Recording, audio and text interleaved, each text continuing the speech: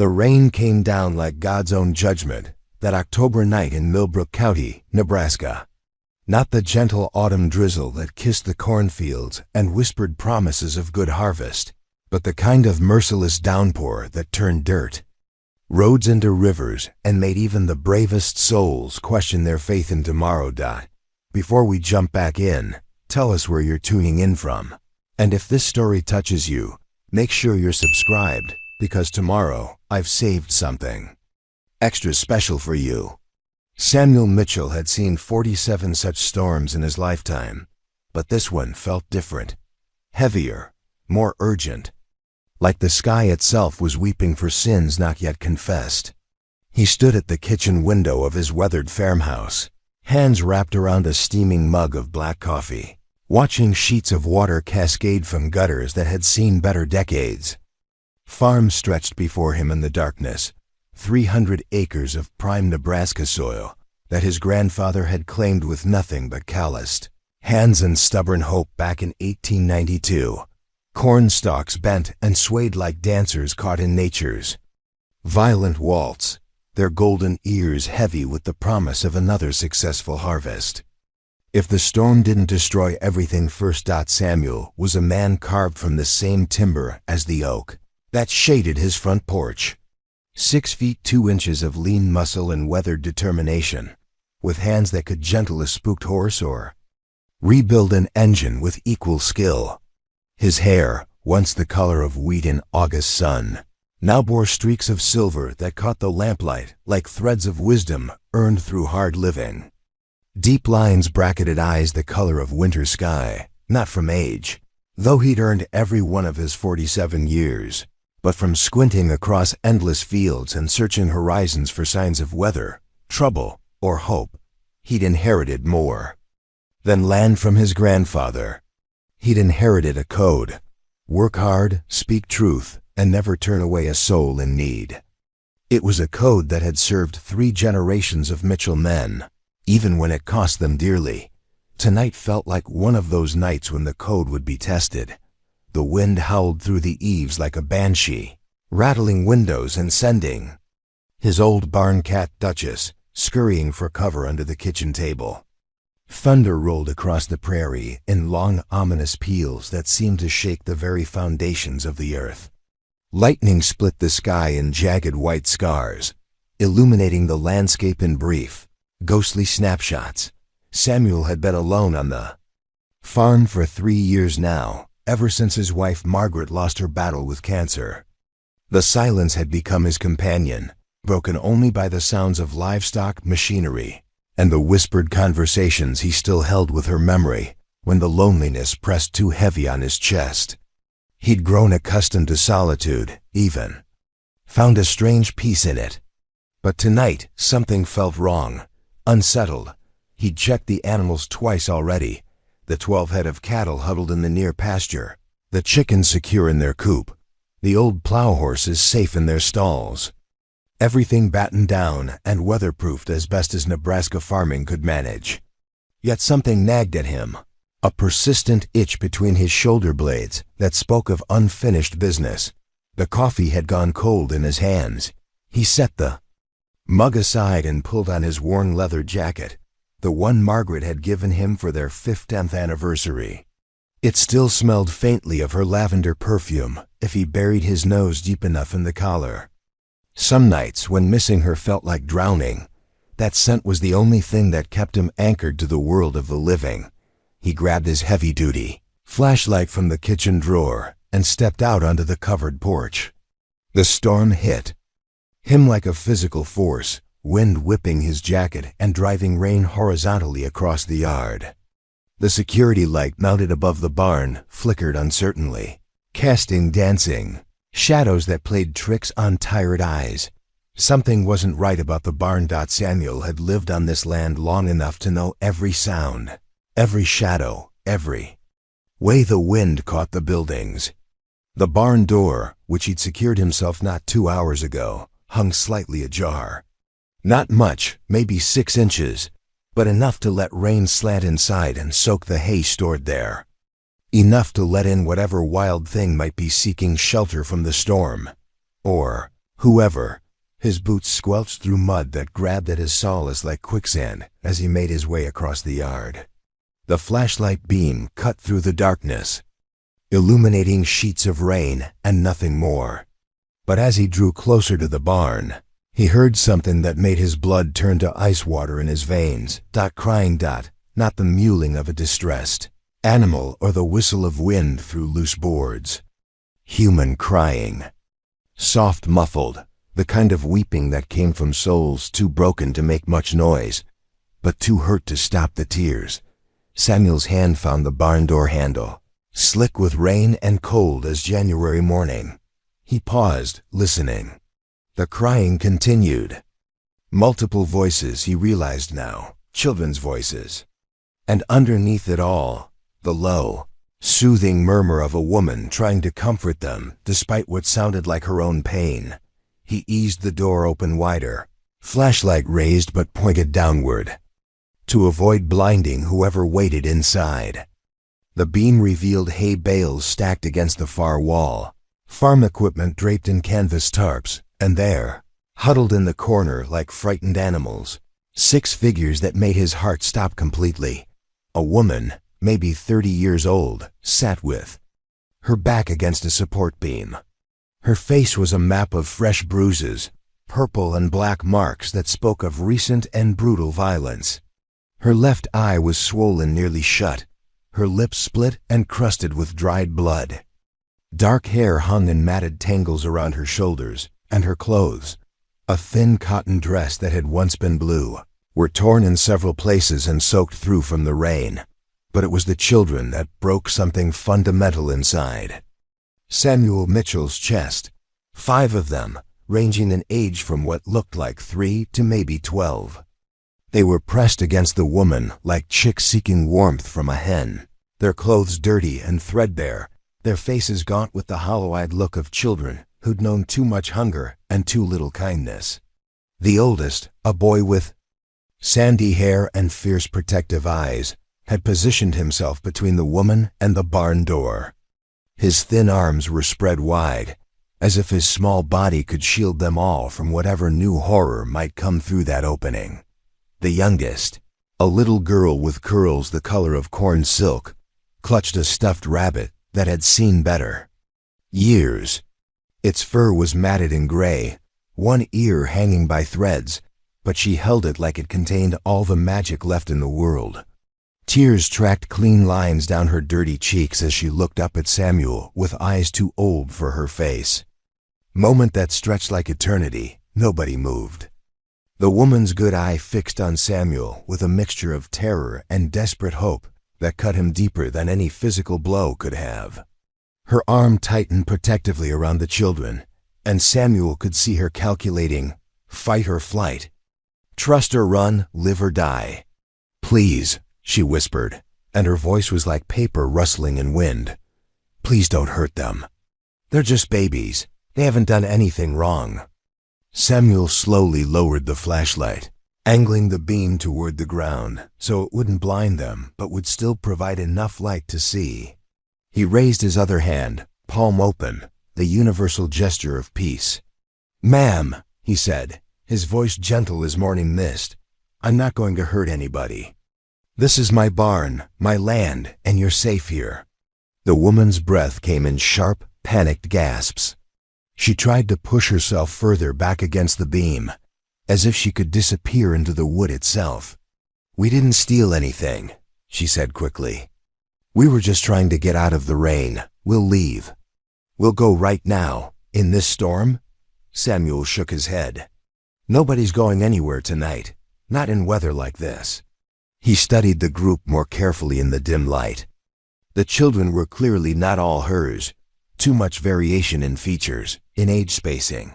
Foster kids, maybe. Or something worse. The oldest boy had the same protective stance Samuel had seen in young soldiers, that hyper-vigilant readiness that came from expecting attack at any moment. The middle children, 2 boys and a girl who looked like twins, clung to each other with the desperate intimacy of siblings who'd learned they could only count on each other. And the little one with the rabbit. She couldn't be more than 3 years old. What kind of world put babies out in storms like this? What's your name? Samuel asked the woman, keeping his voice low and non-threatening. She hesitated, clearly, debating whether to lie. Sarah, she finally whispered. Sarah Chun. Sarah Chun, Samuel repeated, tasting the name. I'm Samuel Mitchell. This is my farm. And those babies you're protecting, they yours? Sarah's good eye darted to the children, then back to him. Some, not all. It's complicated. Most important things are. Samuel took a careful step closer, moving slow as honey. Sarah, when's the last time you all had something hot to eat? The question seemed to surprise her. She blinked, confusion replacing some of the terror in her expression. I what? Food, Samuel clarified. Real food. Hot soup, fresh bread, milk for the little ones. The youngest child, the one with the rabbit, made a small sound at the mention of milk. Her thin body trembled with more than just cold, and Samuel could see the outline of her ribs through her damp dress. We don't have money, Sarah said quickly. We can't pay you. Did I ask for money? The simple question hung in the air between them. Outside, thunder rolled across the prairie like the voice of God making pronouncements about the nature of mercy and judgment. Rain drummed against the barn roof in a rhythm that sounded almost like a heartbeat. Samuel made a decision that would change 7 lives forever. Sarah Chun, he said, you and these children are coming into my house. You're going to get warm and dry and fed. And tomorrow, when the storm passes and the world looks different in daylight, we'll figure out what comes next. We can't, Sarah protested, but her voice lacked conviction. We can't impose. We're strangers. You don't know us. You don't know what we've done or where we've been or what kind of trouble might be following us. Samuel looked at her for a long moment, seeing past the bruises and the fear to the fierce love that had driven her to shield 5 children with her own broken body. He saw the kind of courage that didn't announce itself with fanfare, but simply endured step by brutal step, because stopping meant letting innocents suffer. I know enough, he said finally. I know you're hurt, and they're hungry, and it's colder than a grave digger's shovel out here. Everything else can wait until morning. The oldest boy, the guardian, spoke for the first time. Why? His voice cracked on the word, caught between childhood and something harder. Why would you help us? Samuel knelt down so he was at eye level with the boy. What's your name, son? Marcus. Marcus, how old are you? 12. At 12 I was already helping my daddy work this farm. You know what he taught me? Marcus shook his head. He taught me that a man's character isn't measured by what he does when people are watching. It's measured by what he does when nobody would ever know the difference. Right now, tonight, nobody would know if I let you all stay out here in this storm. Nobody would know if I pretended I never saw you. But I would know. And I'd have to live with that knowledge every day for the rest of my life. Samuel stood slowly, his knees protesting after years of farm work and not enough stretching. So here's what we're going to do. We're going to walk to that house, nice and slow so nobody slips in this mud. We're going to get you all dry clothes and hot food and warm beds.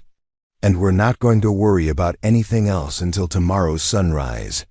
Sarah Chun looked up at him with an expression he couldn't quite read. Hope warred with disbelief in her swollen features. You really mean it?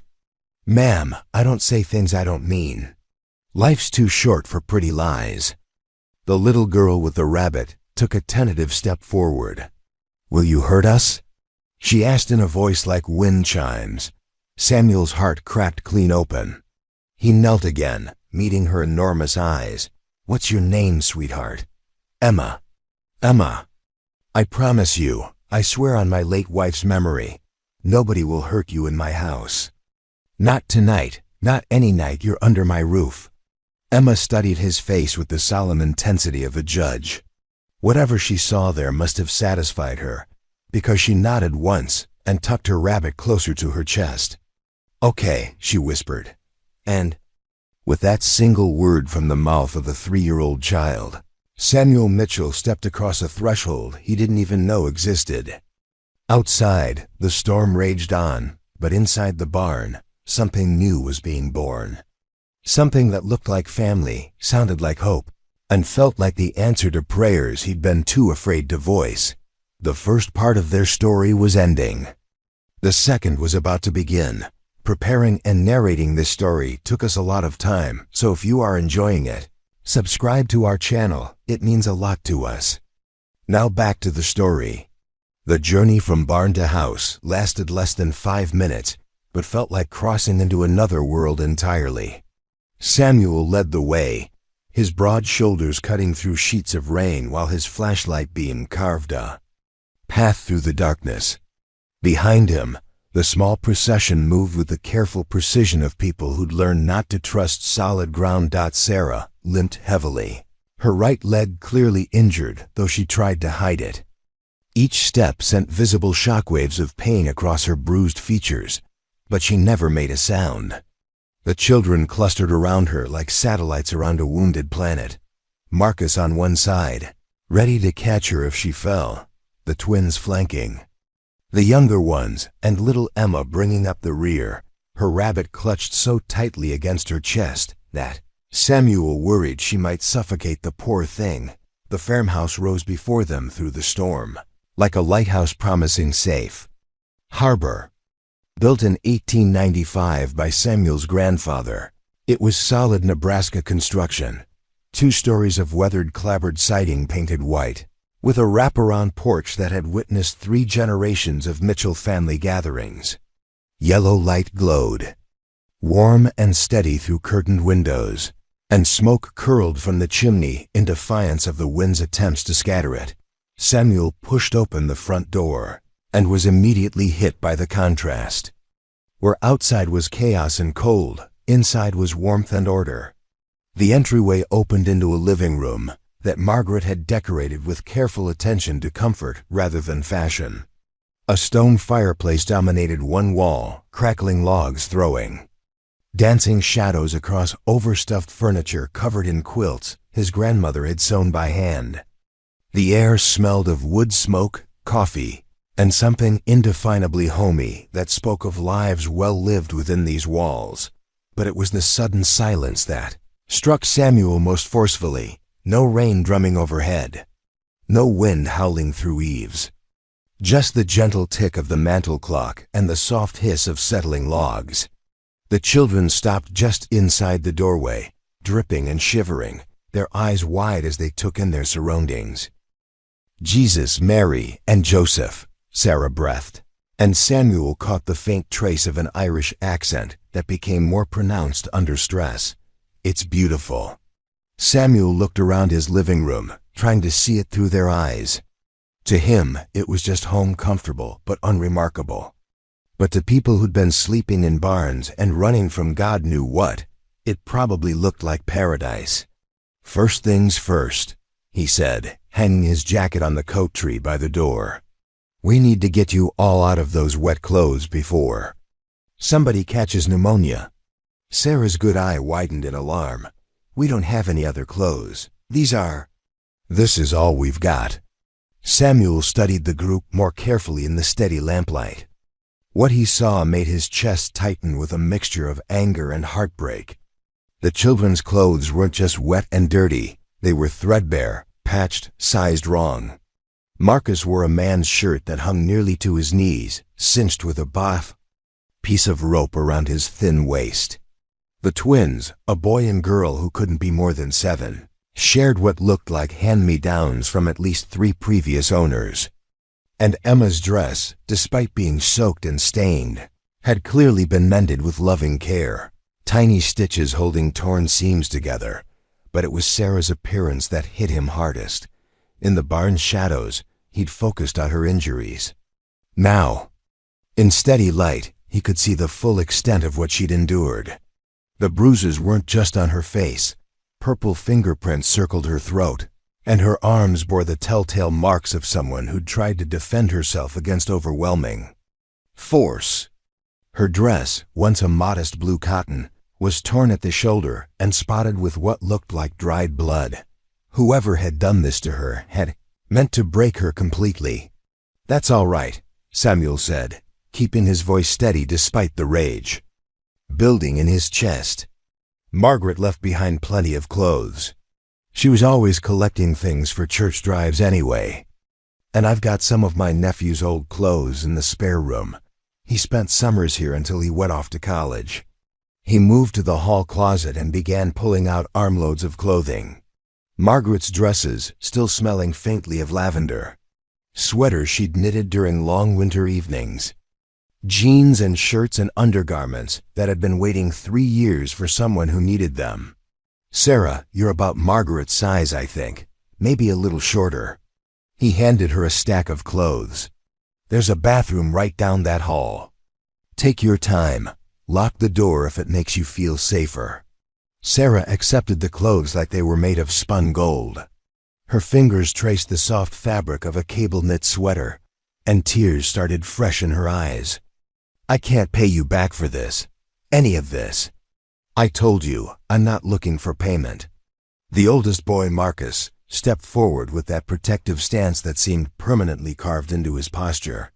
"Why?" he asked again, but this time the question carried more curiosity than suspicion. "Why are you being so nice to us?" Samuel sat down heavily in his favorite armchair, the one Margaret used to tease him about because it had molded perfectly to his body over the years.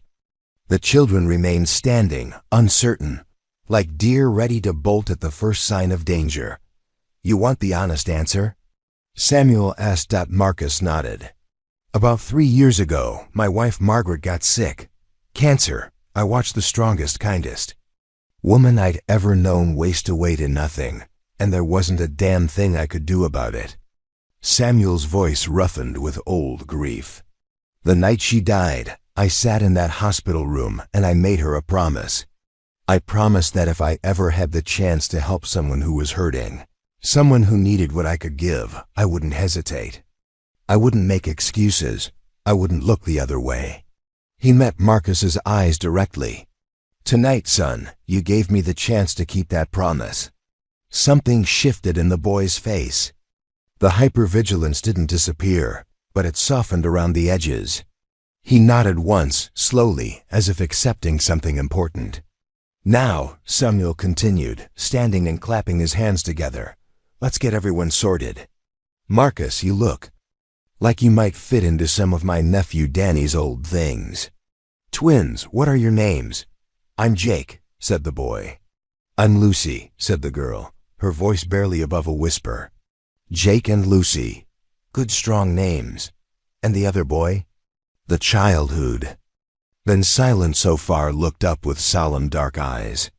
He appeared to be about 5, with black hair that fell across his forehead and olive skin that suggested Mediterranean heritage. "This is Antonio," Sarah said softly. "Tony.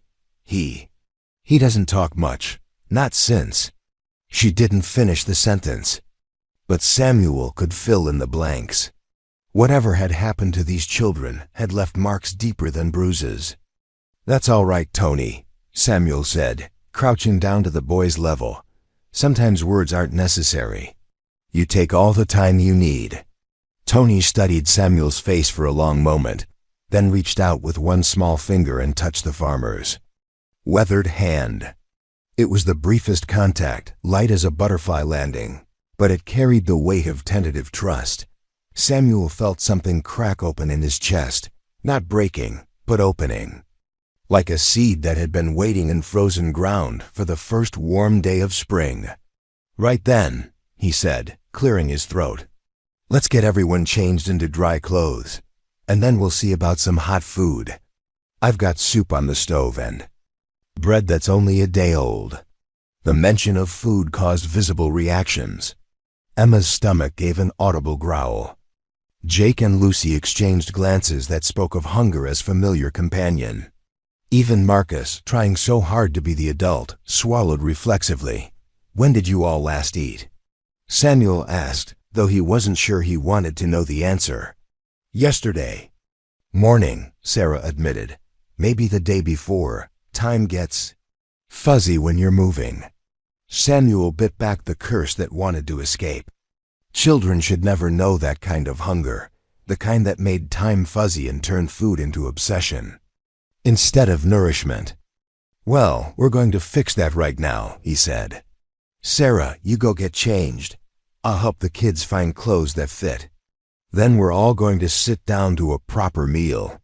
As Sarah disappeared down the hallway, moving carefully on her injured leg, Samuel began the process of outfitting 5 children with dry clothes. It was like solving a complex puzzle. Danny's old clothes were too big for Marcus, but perfect for Jake. Margaret's collection of church drive donations yielded a flowered dress that made Lucy smile for the first time since he'd met her. And Tony was swimming in everything until Samuel found a pair of pajamas that could be rolled up at the wrists and ankles. Emma proved to be the biggest challenge. At 3 years old, she was too small for most of what he had available. But Margaret, bless her planning heart, had kept a box of baby clothes in the hope of future grandchildren that never came. Samuel found a pair of warm pajamas printed with dancing bears that made Emma giggle, an actual giggle, bright and surprised, as if she'd forgotten such sounds existed. "Do you like bears, sweetheart?" Samuel asked as he helped her into the oversized top. Emma nodded solemnly. "Bears are strong. They protect their babies." The simple statement hit Samuel like a physical blow. This tiny child, barely out of toddlerhood, had already learned that the world was a place where protection was necessary, where strength was required for survival. "Yes, they do," he agreed quietly.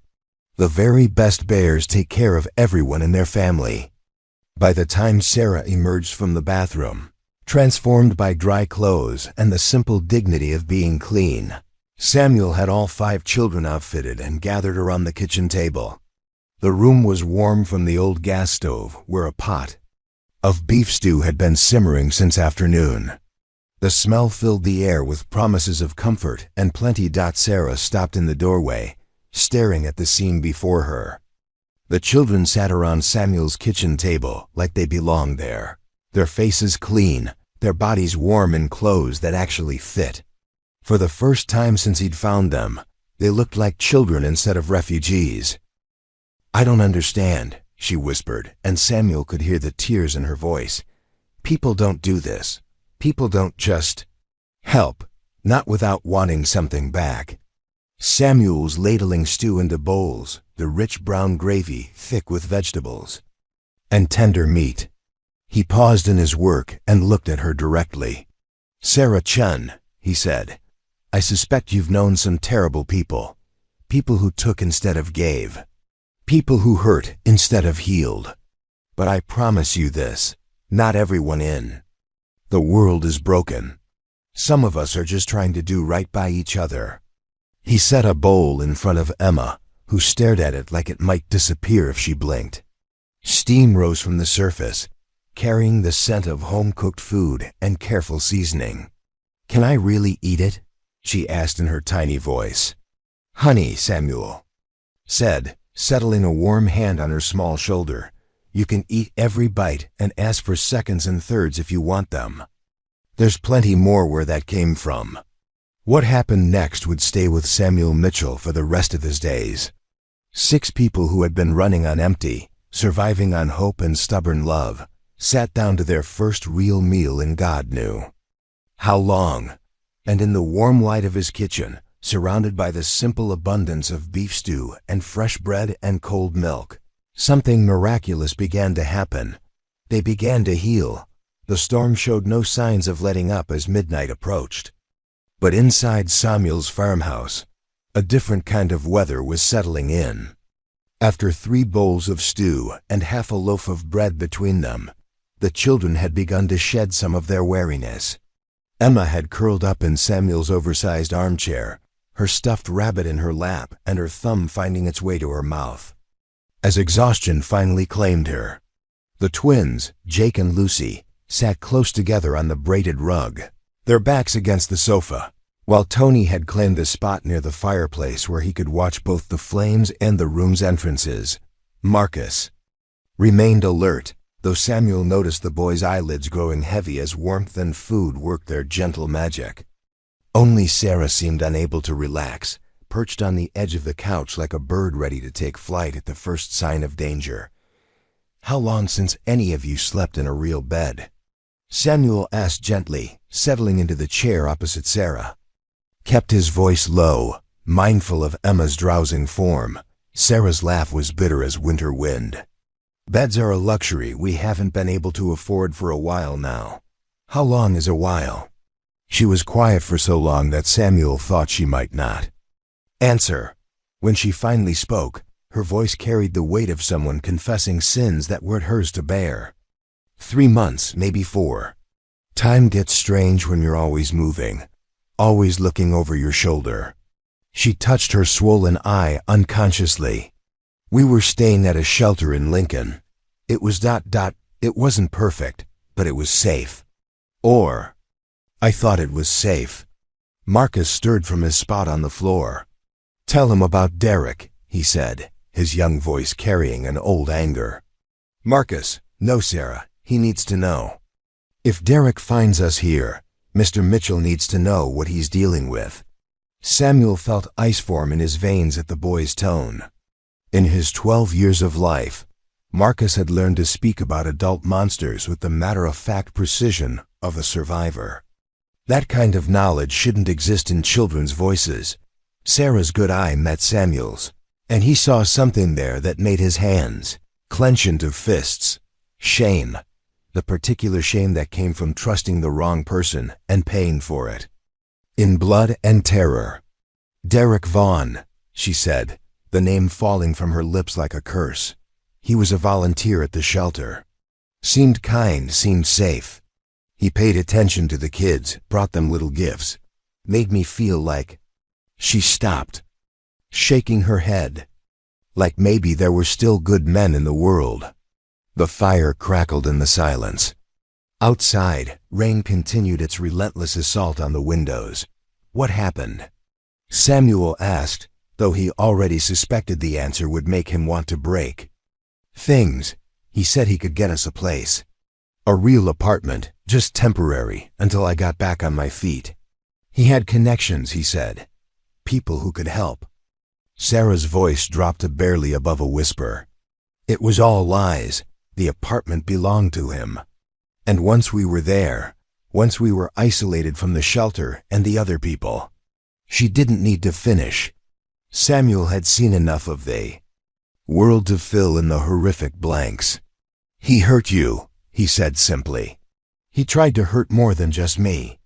Sarah's eyes flicked to the children, her meaning crystal clear. "That's when I knew we had to run. I don't care what happens to me, but these babies, they've been through enough." Marcus stood up suddenly, his thin frame rigid with barely contained rage. He said Sarah belonged to him now, said we all did. Said if we tried to leave, he'd make sure we never made it to another shelter. He'd tell them things about Sarah, lies that would make sure no one would take us in. "And the police?"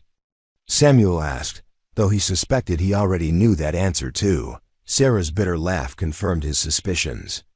"Derek's got friends on the force. Made that real clear the one time I tried to call for help. His buddy showed up instead of a real cop car, had himself a good laugh about the domestic situation, and told me I'd better learn to keep my man happy." Samuel felt something dark and violent stir in his chest. He'd served 2 tours in Afghanistan, had seen the worst that humans could do to each other, but something about the calculated cruelty inflicted on this makeshift family hit him differently. Maybe because his own home had always been a sanctuary. Maybe because Margaret had taught him that love was supposed to heal, not wound. "So you ran," he said, 3 weeks ago. Middle of the night. Derek was passed out drunk, and I managed to get everyone out through a back window.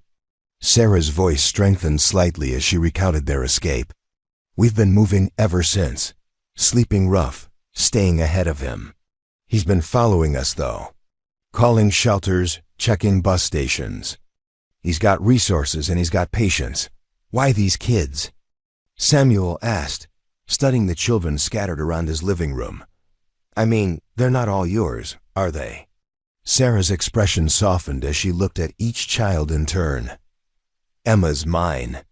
Her father. Well, let's just say Derek wasn't the first man who thought his fists could solve problems. I left when she was 6 months old, been on my own ever since. She gestured toward Marcus. Marcus aged out of his last foster home when he turned 12. System just cut him loose. He was sleeping in the park when I found him, living on whatever he could scavenge or steal. Smart as a whip, protective as a guard dog. Marcus straightened under the praise, though he tried to hide his pleasure. Jake and Lucy were abandoned at the shelter. Their mom dropped them off 6 months ago, said she'd be back in a week. Never came back. No relatives anyone could find. They were about to be split up, sent to different facilities. Sarah's voice cracked. They'd never been apart in their whole lives. 7 years old, and they were going to be separated because the system didn't have space for siblings. Samuel looked at the twins curled up together like puppies and felt his heart break a little more. And Tony? Sarah's expression grew even more tender as she looked at the silent boy by the fireplace. Tony's story is the hardest. His whole family was killed in a car accident 8 months ago. Parents, grandparents, older sister. He was the only survivor. And the trauma. He hasn't spoken more than a dozen words since it happened. Foster families kept passing him along because they didn't know how to deal with a kid who wouldn't talk, wouldn't engage. They thought he was developmentally disabled, but he's not. He's just broken. As if sensing he was being discussed, Tony looked up from the fire. His dark eyes found Samuel's, and for a moment, the farmer saw straight through to the bottomless grief that lived in that small chest. It was the kind of pain that aged souls beyond their years, that carved out hollow spaces where laughter used to live. So you collected them, Samuel said. It wasn't a question. I couldn't leave them. Sarah's voice was fierce now, maternal fire burning through exhaustion and pain. The system was failing them. Adults were failing them. Someone had to stand up for them. Someone had to care, even when it put you in danger. Especially then. What kind of person walks away from kids who need help just to keep themselves safe? Samuel studied this young woman who'd taken on the care of 4 damaged children while running for her own life. Battered and broken, with no resources and no support system, she'd still chosen love over safety, sacrifice over self-preservation. It was the kind of courage that didn't announce itself with fanfare, but simply endured, one impossible day at a time. Derek's still looking for you, he said. Marcus nodded grimly. He'll never stop. Sarah heard him talking to his cop friend. He said he'd hunt us to the ends of the earth before he'd let us make him look like a fool. What does he look like? Samuel asked. Sarah shuddered. Big, 6'4", maybe 6'5". Blonde hair, blue eyes. Looks like he stepped out of some recruitment poster. That's part of how he gets away with it. People see him and think upstanding citizen, not monster. Scars? Tattoos? Anything distinctive? Snake tattoo on his left forearm. And he's missing part of his pinky finger on his right hand. Industrial. Accident, he said. Samuel filed the information away. In a farming community, everyone knew everyone else's business. If this Derek character came sniffing around Millbrook County, word would spread faster than wildfire in August. The mantel clock chimed midnight, its deep tones rolling through the warm room like a benediction. Emma stirred in her sleep, making small sounds of contentment that spoke of a full belly and safety she'd almost forgotten existed. Jake and Lucy had dozed off against each other, their breathing synchronized in the way of twins who'd shared a womb and learned to share everything. Since you all need sleep, Samuel said quietly. Real sleep in real beds without one eye open watching for trouble. I can't ask you to. You're not asking, I'm offering. Samuel stood, moving carefully to avoid waking the sleeping children. I've got 4 bedrooms upstairs. More space than one old farmer needs. Emma can have the room that was going to be the nursery. Margaret painted it yellow because we never knew if we were having a boy or a girl. His voice caught slightly on his wife's name, but he pushed through the old grief. Tonight wasn't about his losses. Tonight was about making sure these children felt safe enough to sleep without nightmares. Marcus can have Danny's old room. Still got some of his things up there if you want them, son. Jake and Lucy can share the guest room. It's got twin beds. And Tony. Samuel looked at the boy by the fire, who'd been listening to every word despite appearing lost in the flames. Tony can have the room next to mine. Sometimes it helps to know someone's close by when the dark gets too heavy. Tony looked up at him with those serious dark eyes, and Samuel could swear he saw gratitude in their depths. What about me? Sarah asked, and there was something vulnerable in the question that told Samuel she wasn't used to being cared for. You get the master bedroom. Biggest bed in the house, private bathroom, and a lock on the door if that makes you feel safer. I can't take your room. I haven't slept in that bed since Margaret died. I've been camping out down here on the couch most nights anyway. Bad dreams, he admitted. Sometimes it's easier to sleep where I can see the horizon. Sarah stared at him for a long moment, tears threatening again. Why are you doing this, really? And don't tell me it's just because of a promise to your wife. There's something else. Samuel was quiet for a long time, staring into the fire that had warmed 3 generations of his family. When he finally spoke, his voice carried the weight of confession. Because 25 years ago, I was Marcus's age. And my daddy was a hard man who believed children should be seen and not heard, and that mistakes should be beaten out of boys before they became habits. He looked at Marcus, who was listening intently despite his exhaustion. I used to dream about someone like me showing up at our door. Someone who'd see the bruises and the fear and do something about it. That person never came for me, Marcus. But I can be that person for you. The silence that followed was broken only by the storm outside and the gentle breathing of sleeping children. Finally, Marcus stood up and walked over to Samuel. The boy held out his hand, and when Samuel took it, Marcus's grip was firm and sure. Thank you, Marcus said simply, for all of us. Samuel squeezed the boy's hand gently. Thank you for taking care of them until I could. And as the clock ticked toward 1 in the morning, Samuel Mitchell began the process of turning his empty house back into a home. One rescued child at a time. Dawn came slowly to Millbrook County, creeping across the prairie like a shy cat unsure of its welcome. The storm had finally exhausted itself sometime before sunrise, leaving behind a world washed clean and glittering with puddles that reflected the pale morning sky. Samuel stood at his kitchen window, coffee mug warming his hands, watching the sun paint his cornfields gold and wondering how 7 lives had become so thoroughly intertwined in the space of a single night. He'd been awake since 4:30.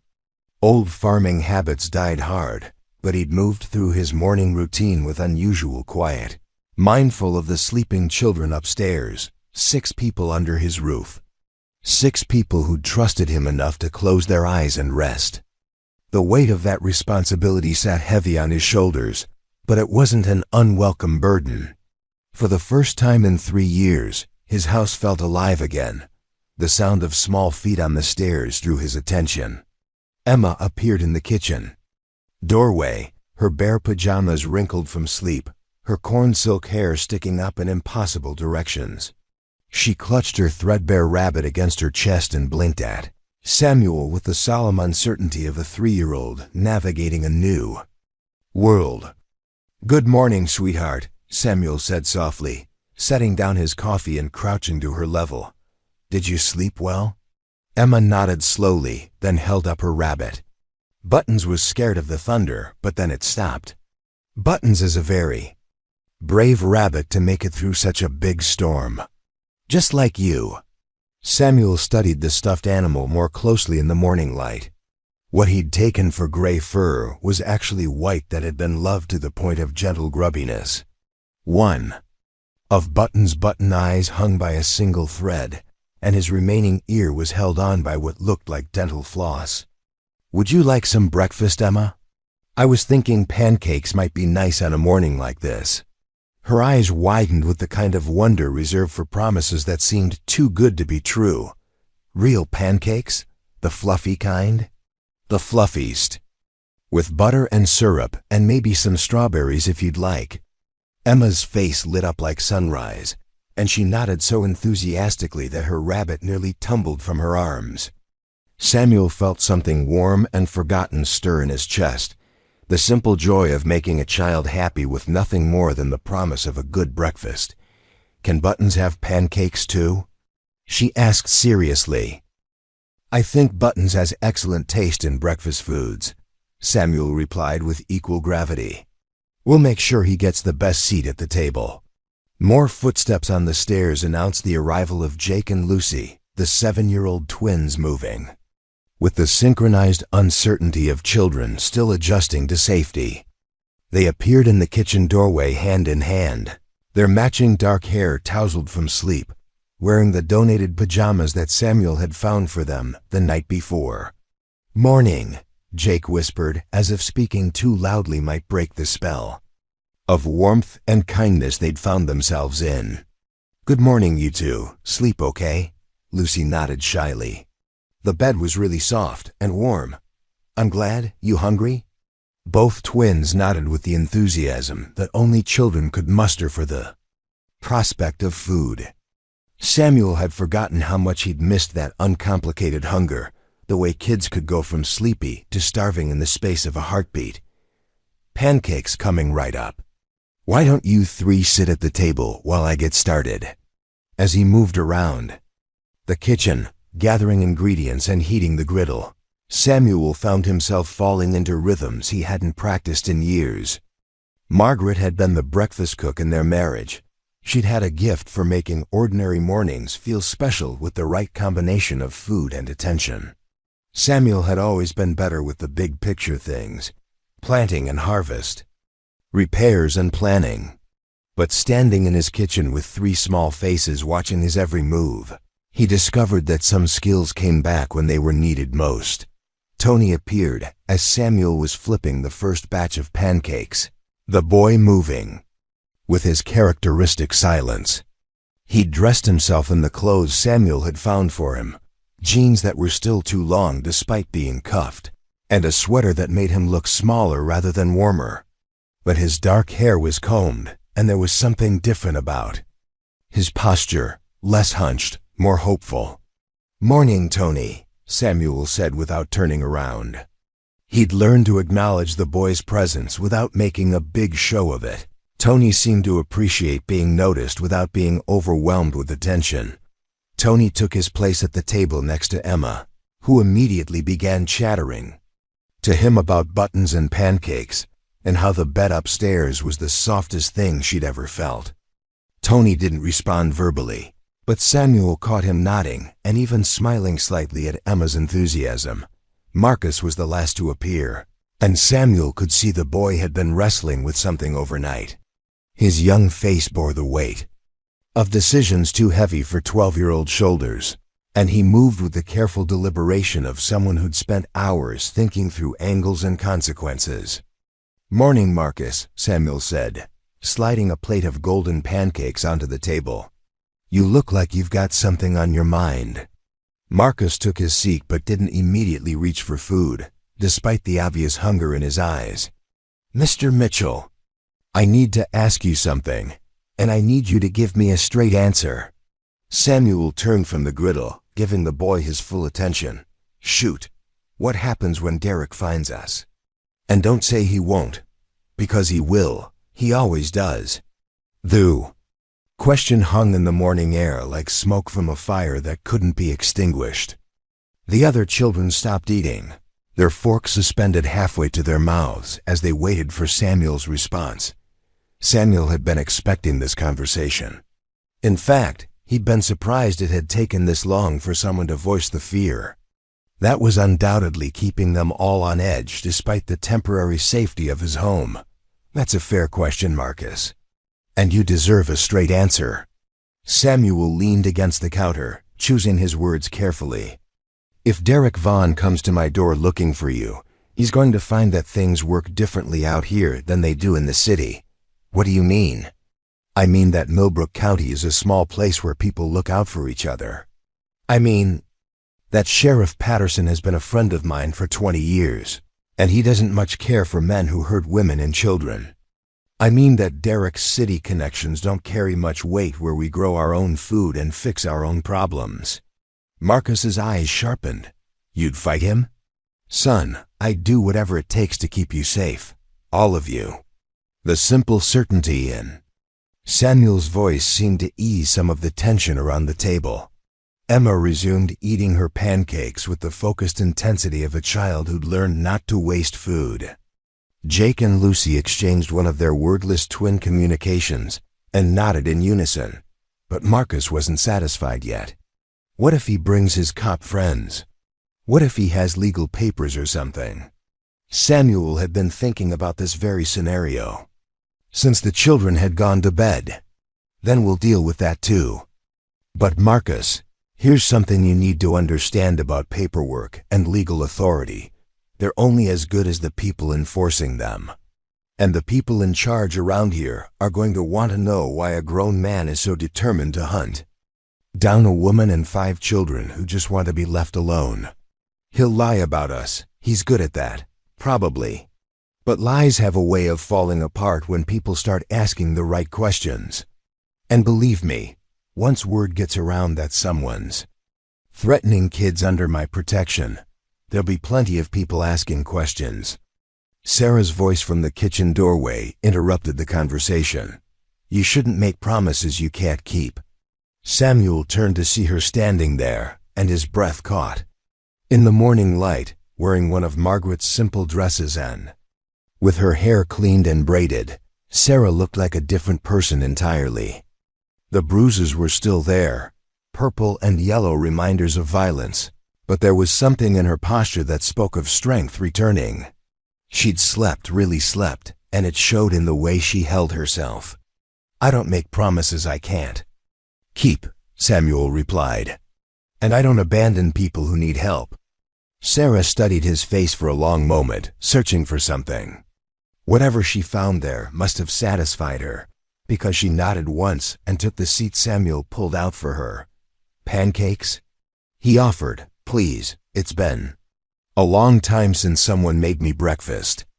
As Samuel filled her plate, he noticed the careful way she moved, favoring her injured leg and cradling her left arm close to her body.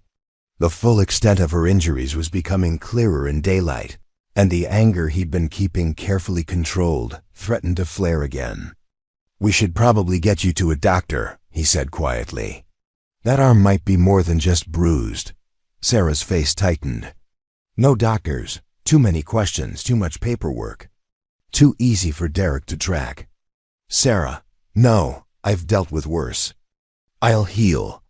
Samuel wanted to argue, but he recognized the stubborn set of her jaw. This woman had been making impossible choices and living with the consequences for months. She wasn't going to start taking chances with her safety or the children's just because she'd found temporary refuge. At least let me take a look at it. Later, he said. I've had some medical training, Army medic, before I came back to the farm. I might be able to help without involving anyone official. Sarah considered this, then nodded reluctantly. All right, but no hospitals. The conversation was interrupted by the sound of a vehicle approaching on the gravel road that led to Samuel's property.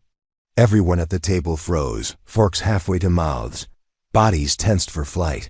Marcus was on his feet instantly, moving to the window with the fluid grace of someone who'd spent months ready to run at a moment's notice. White pickup. Truck, he reported. One person inside. Looks like an older man. Samuel felt the tension leave his shoulders. That'll be Hank Rodriguez. He owns the neighboring farm, helps me out during harvest time. He's probably wondering if I lost any crops in the storm." But even as he spoke, Samuel could see the fear in the children's faces. They'd lived with the constant threat of discovery for so long that every unexpected sound, every unfamiliar face, represented potential danger.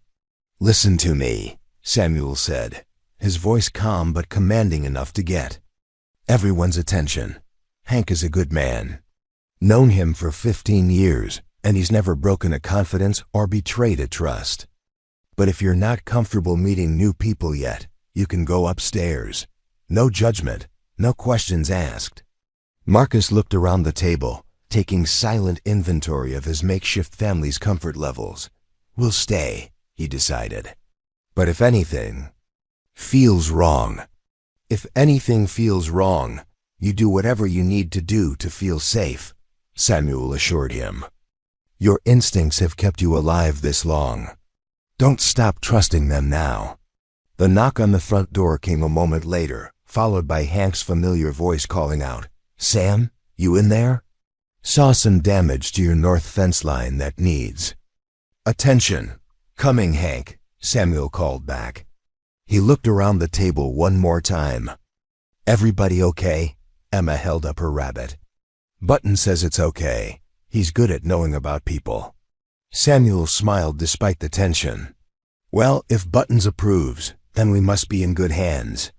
As he walked toward the front door, Samuel Mitchell found himself thinking about how quickly life could change. 24 hours ago, he'd been a solitary widower going through the motions of living. Now he was the protector of 6 people who desperately needed protection. And somehow that responsibility didn't feel like a burden. It felt like purpose. Outside, Hank Rodriguez waited on the porch, his weathered face creased with the kind of concern that came naturally to farmers who understood that neighbors helped neighbors without question or conditions. Samuel opened the door, stepping out into the crisp morning air, and prepared to take the first step in expanding his circle of protection, because keeping Sarah and the children safe wasn't going to be a job for one man. It was going to take a community. And Samuel was about to find out what his community was truly made of. Hank Rodriguez stood on Samuel's porch like a man comfortable with early morning visits and unspoken understandings. At 62, he carried himself with the easy confidence of someone who'd spent 4 decades working Nebraska soil and knew that most problems could be solved with patience, hard work, and the occasional application of common sense.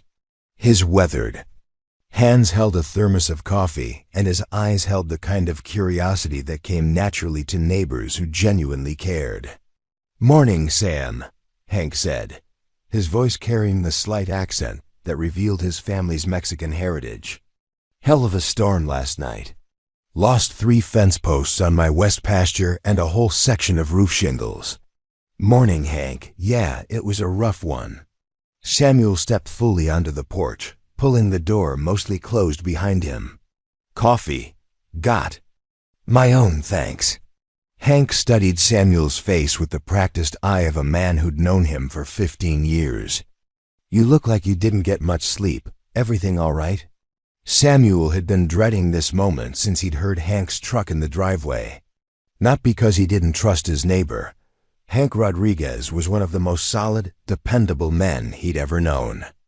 But because bringing another person into the circle meant expanding the risk, and these children had already been failed by too many adults who should have protected them.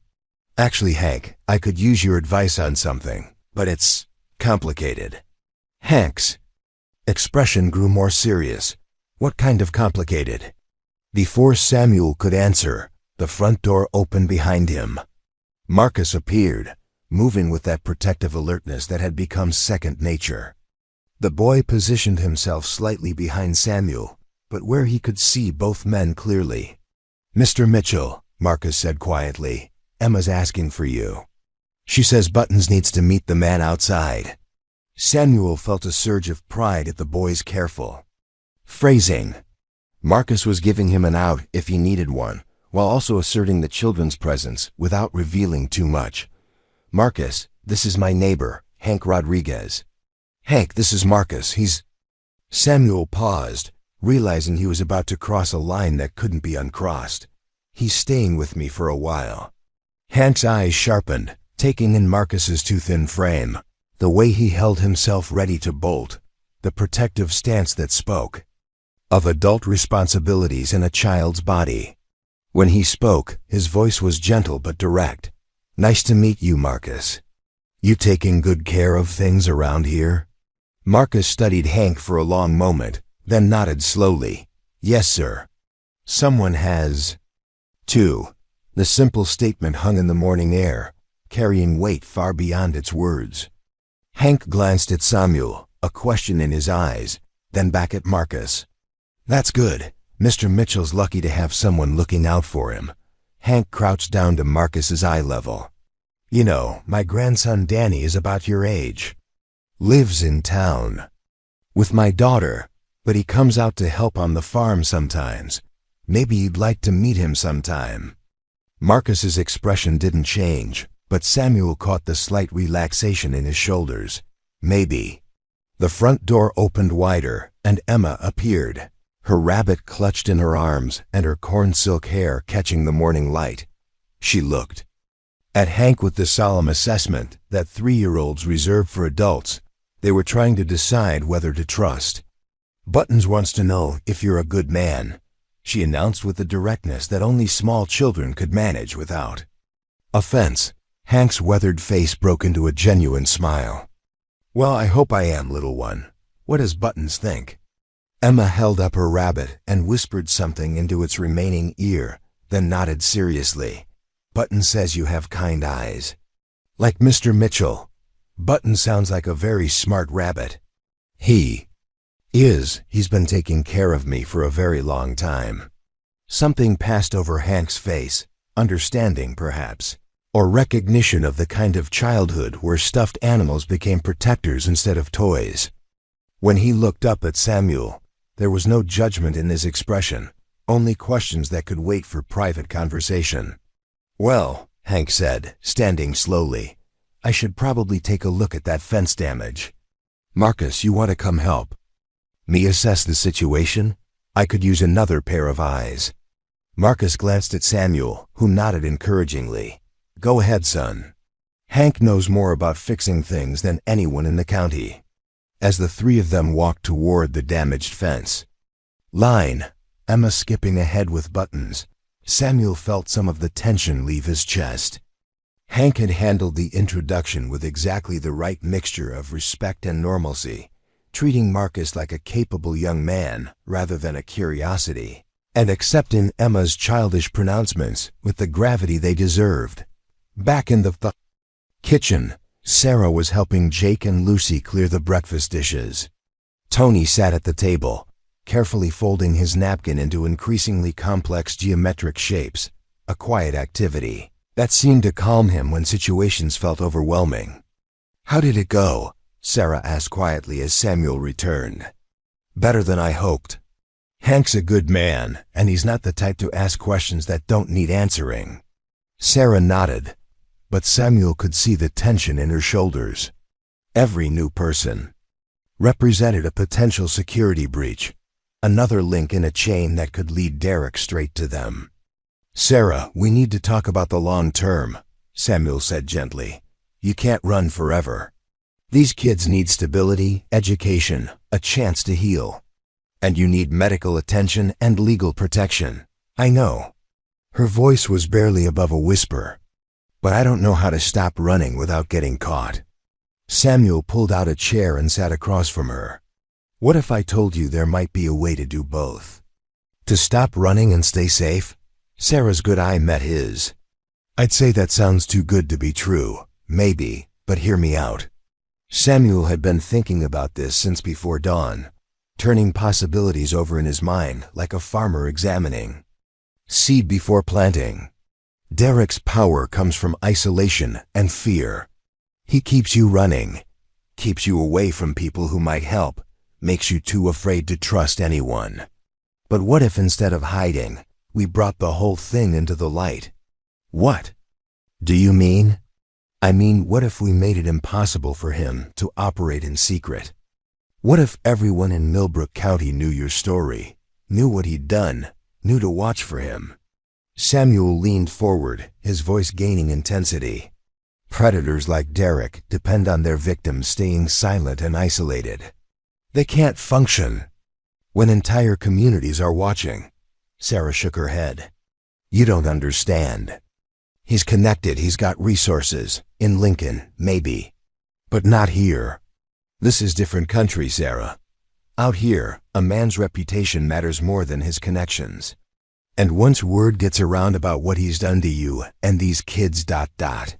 Word gets around how, exactly? Samuel was quiet for a moment, considering. Well, for starters, Hank's wife Rosa runs the church women's auxiliary. And if there's one thing that gets those ladies fired up, it's protecting children from harm. Despite everything, Sarah almost smiled. Church ladies? Don't underestimate them. Rosa's auxiliary has organized food drives, clothing drives, and more than one intervention when families were in crisis. They're like a benevolent army when they put their minds to something. Jake looked up from the dish he was drying. What's an auxiliary? It's a group of people who help other people, Samuel explained.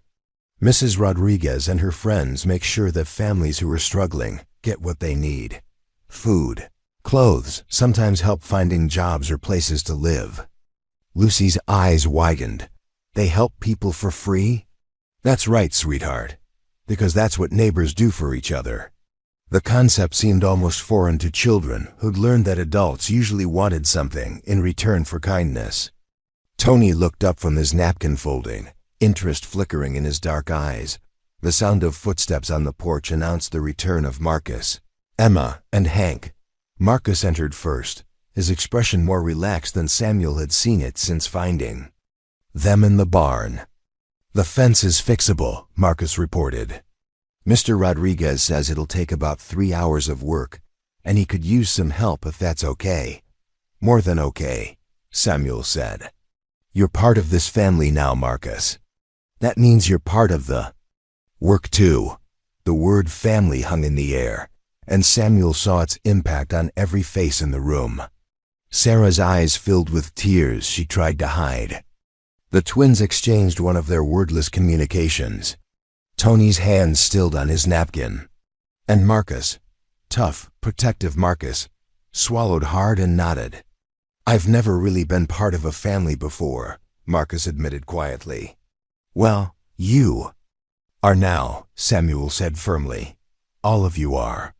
Hank appeared in the doorway, Emma riding on his shoulders like she'd known him her whole life. Sam, I hate to interrupt, but I should probably mention Rosa's planning to stop by later with some of her famous empanadas. She heard your lights were on late last night and figured you might be dealing with storm damage. Samuel felt his stomach drop. Rosa Rodriguez was a wonderful woman, but she had the curiosity of a journalist and the persistence of a bloodhound. When it came to making sure her neighbors were properly cared for, when you say later ... double quotes, Samuel began, about an hour. You know Rosa, she doesn't like to let grass grow under her feet when she thinks someone needs help. Sarah went pale. Samuel, I can't. Yes, you can, Samuel said firmly.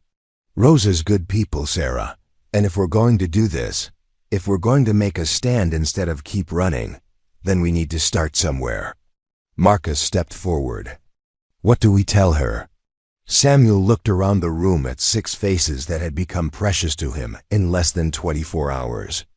Children who'd been failed by systems and abandoned by adults who should have protected them. A young woman who'd risked everything to keep them safe. His makeshift family that had found each other in the worst of circumstances and was learning what it meant to hope again. We tell her the truth, he said finally, as much of it as we can safely share. And then we trust that good people will do good things when they know what's at stake. Sarah was quiet for a long moment, wrestling with months of learned paranoia and the terrifying possibility of hope. Finally, she looked at each child in turn, seeing her own fear reflected in their faces, but also seeing something else, the beginning of trust in Samuel's promise that they could stop running. "All right," she whispered. "But if this goes wrong, if it goes wrong, we deal with it," Samuel said. "Together." "But Sarah, what if it goes right? What if instead of one man trying to protect 6 people, we end up with a whole community standing guard?" Outside, the sun climbed higher into a sky washed clean by the storm.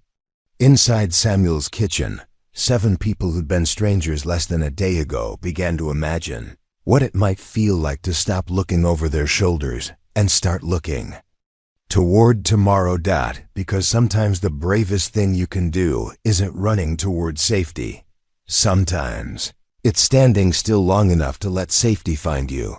Rosa Rodriguez arrived exactly when she said she would, because Rosa Rodriguez was the kind of woman who treated punctuality as a moral obligation. Her red Honda Civic crunched up Samuel's gravel driveway at precisely 10:30, followed by a small dust cloud and the faint sound of mariachi music from her radio. Through the kitchen window, Samuel watched her emerge from the car with the purposeful energy of a woman on a mission of mercy. Rosa was built like a sparrow, but possessed the fierce determination of a hawk protecting its nest. At 58, she stood barely 5 feet tall in her sensible shoes, but she commanded respect through sheer force of personality and an unwavering commitment to taking care of everyone within a 50-mile radius, whether they wanted her help or not. Her salt and pepper hair was pulled back in a neat bun, and she wore the kind of practical dress that could transition seamlessly from morning errands to evening church services. More importantly, she carried a large covered casserole dish that smelled like heaven and home cooking combined. "She's here," Samuel announced unnecessarily, since everyone in the kitchen could see Rosa approaching the front porch with the measured stride of someone who intended to get to the bottom of whatever was going on. Sarah's hands were trembling as she smoothed her borrowed dress. "I can't do this, Samuel. What if she asks questions I can't answer? What if she doesn't believe us? What if, Sarah?" Marcus's voice cut through her panic with surprising gentleness. "Look at me," Sarah turned to the 12-year-old boy who'd somehow become the family's emotional anchor. "We've survived Derek. We've survived sleeping in cars and eating from dumpsters and running until our feet bled. We can survive one nice lady with empanadas." Marcus's young face was serious but calm. "And if we can't, then we run again. But we're not alone anymore. We've got Mr. Mitchell." The simple faith in Marcus's voice seemed to steady everyone in the room. Jake and Lucy moved closer to their makeshift siblings. Tony looked up from his napkin origami with something like resolve in his dark eyes. Emma hugged Buttons tighter but didn't retreat. "Besides," Emma added with 3-year-old logic, "Buttons says she smells like cookies and kindness." Samuel felt his heart squeeze. Emma's right. Rosa Rodriguez has been bringing food to people in crisis for as long as I've known her. She's not here to judge or interrogate. She's here because that's what she does. She takes care of people. The knock on the door came with the brisk efficiency of someone who knocked on a lot of doors and expected them to be opened promptly. "Samuel Mitchell, I know you're in there." Rosa's voice carried through the wood with good-humored authority. "And I know you probably haven't eaten a proper meal since this storm hit." Samuel looked around the room one last time. "Everyone ready?" 6. Heads nodded with varying degrees of certainty. Samuel opened the door to find Rosa standing on his porch, casserole dish balanced in her arms and a smile that could have powered the county's electrical grid. "Rosa, you didn't need to." "Of course I didn't need to. I wanted to." She bustled past him into the house with the efficient momentum of a woman who'd perfected the art of helpful invasion. "Hank said you had some storm damage, and I figured ... "Oh." Rosa stopped dead in the middle of Samuel's living room, taking in the scene before her. 6 people, 1 young woman and 5 children, clustered around his kitchen table like refugees seeking sanctuary. Which, Samuel realized, was exactly what they were. The silence stretched for a heartbeat, then two. Samuel could feel the tension radiating from his unexpected family, could see Sarah preparing to bolt and Marcus calculating escape routes. Then Rosa set her casserole dish on the nearest flat surface and clapped her hands together once, sharply. "Well," she said briskly, "this explains why Hank said you looked like you hadn't slept.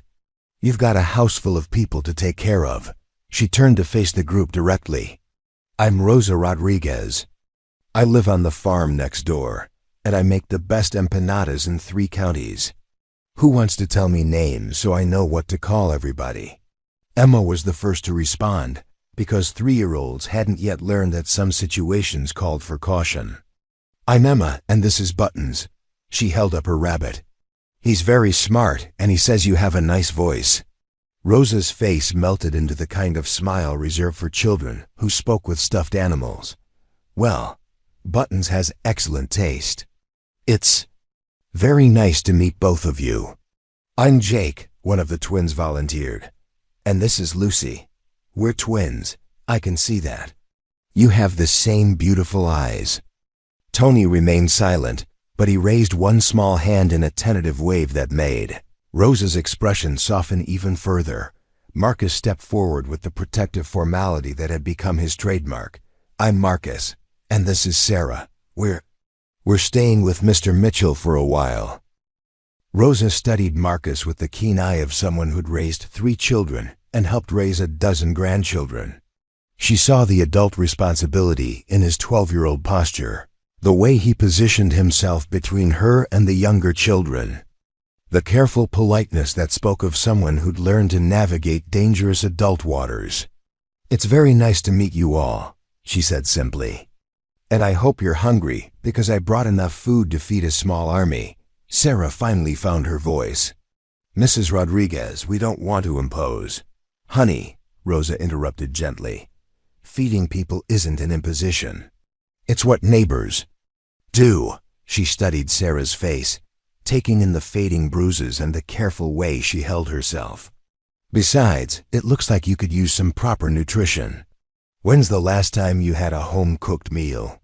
Sarah's composure cracked slightly. "It's been a while." Rosa nodded as if this confirmed something she'd already suspected. "Well, we're going to fix that right now. Samuel, do you have plates?" "I brought pork empanadas, chicken empanadas, and some cheese ones for the little ones who might not like spicy food." As Rosa began efficiently unpacking what appeared to be enough food for a week, Samuel marveled at her approach. No demanding questions about why 6 strangers were living in his house, no suspicious glances or whispered concerns. Just practical kindness deployed with military precision.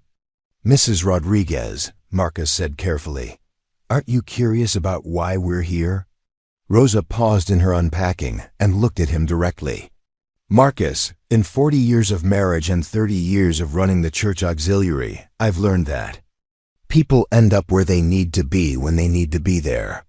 You're here, Samuel's taking care of you, and that tells me everything I need to know right now." She resumed arranging empanadas on plates. "Now, if there comes a time when you want to tell me more, I'm a good listener. And if there comes a time when you need help that goes beyond food and friendship, I know people who can provide that too. But right now, what you need is a good meal and the knowledge that you're safe."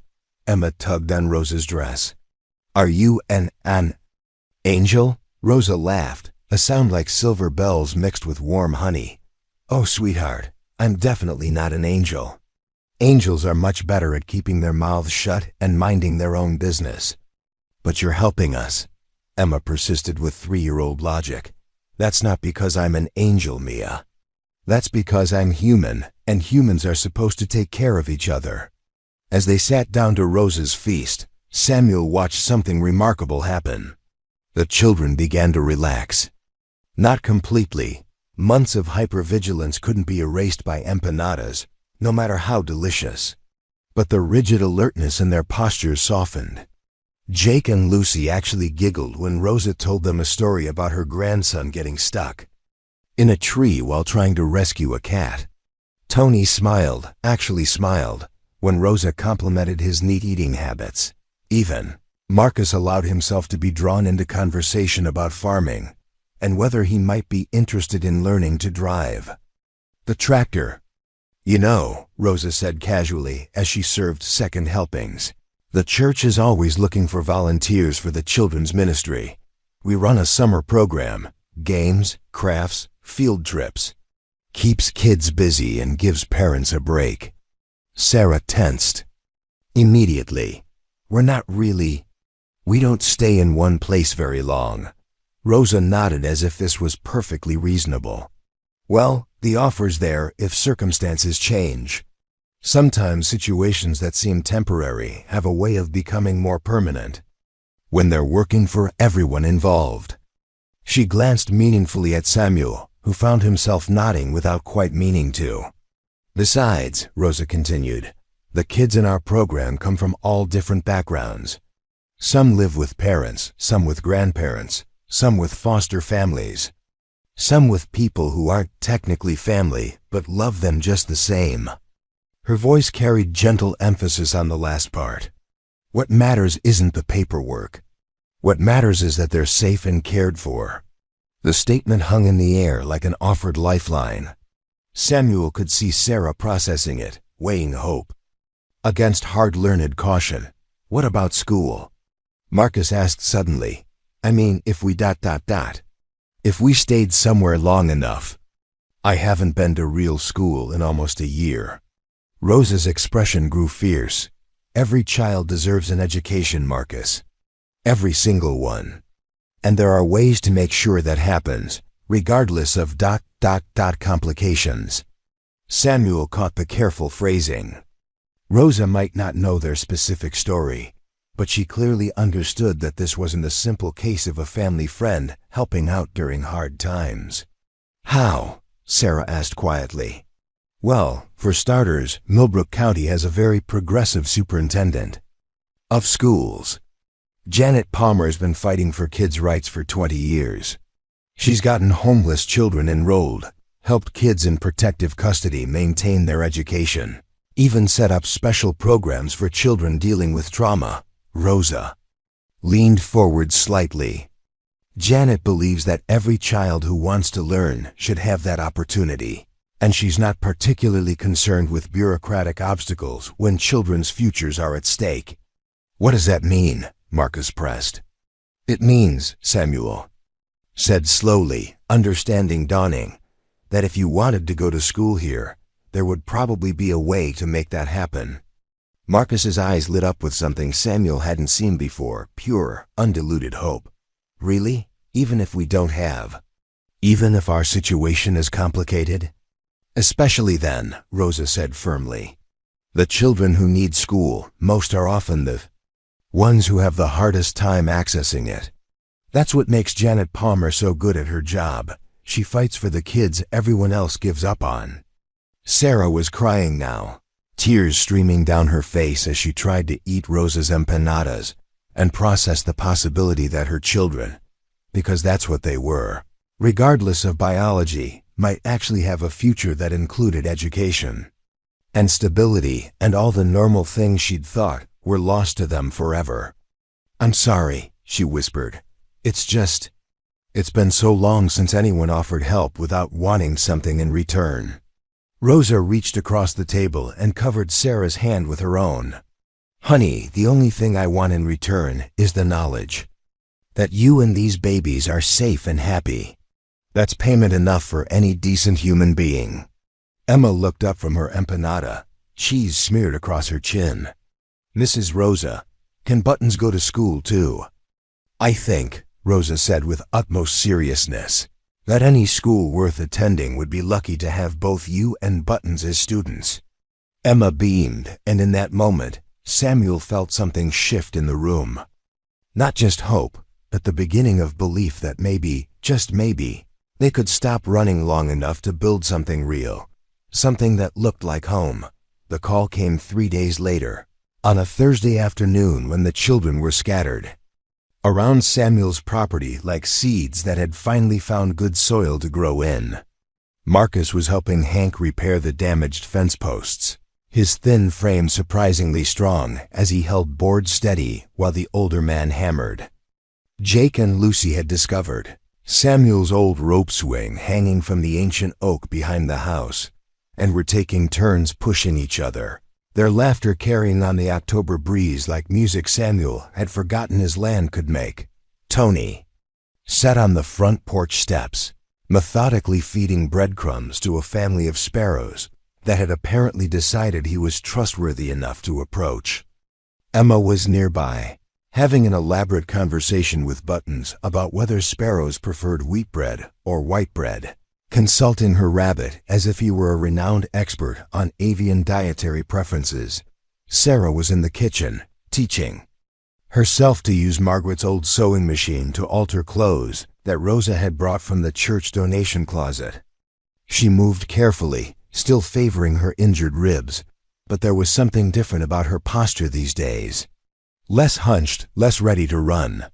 She was beginning to look like a woman who believed she might have a future. Samuel was in the barn, checking on his tools and trying to convince himself that the contentment settling over his farm wasn't too fragile to trust. When his cell phone rang, the number was unfamiliar, but something cold slithered down his spine as he answered. Mitchell. Well. The voice on the other end was smooth as snake oil and twice as poisonous. Samuel Mitchell. I've been hearing some interesting things about you. Samuel's blood turned to ice water. He didn't need to ask who was calling. The casual malice in the voice, the way it turned his name into something dirty. This was Derek Vaughn. I think you have the wrong number, Samuel said carefully, stepping deeper into the barn where the children couldn't hear him. Derek's laugh was like glass breaking. Oh, I don't think so. You see, I've got a very reliable source who tells me you've been harboring some property of mine. A brunette with a smart mouth and 5 little troublemakers who don't know their place. I don't know what you're talking about. Sure you don't. Derek's voice dropped to a whisper that somehow carried more menace than shouting. Here's what's going to happen, farmer.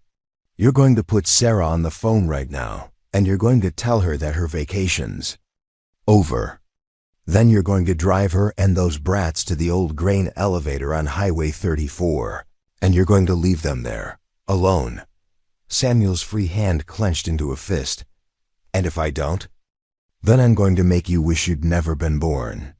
You think you're safe out there in the middle of nowhere?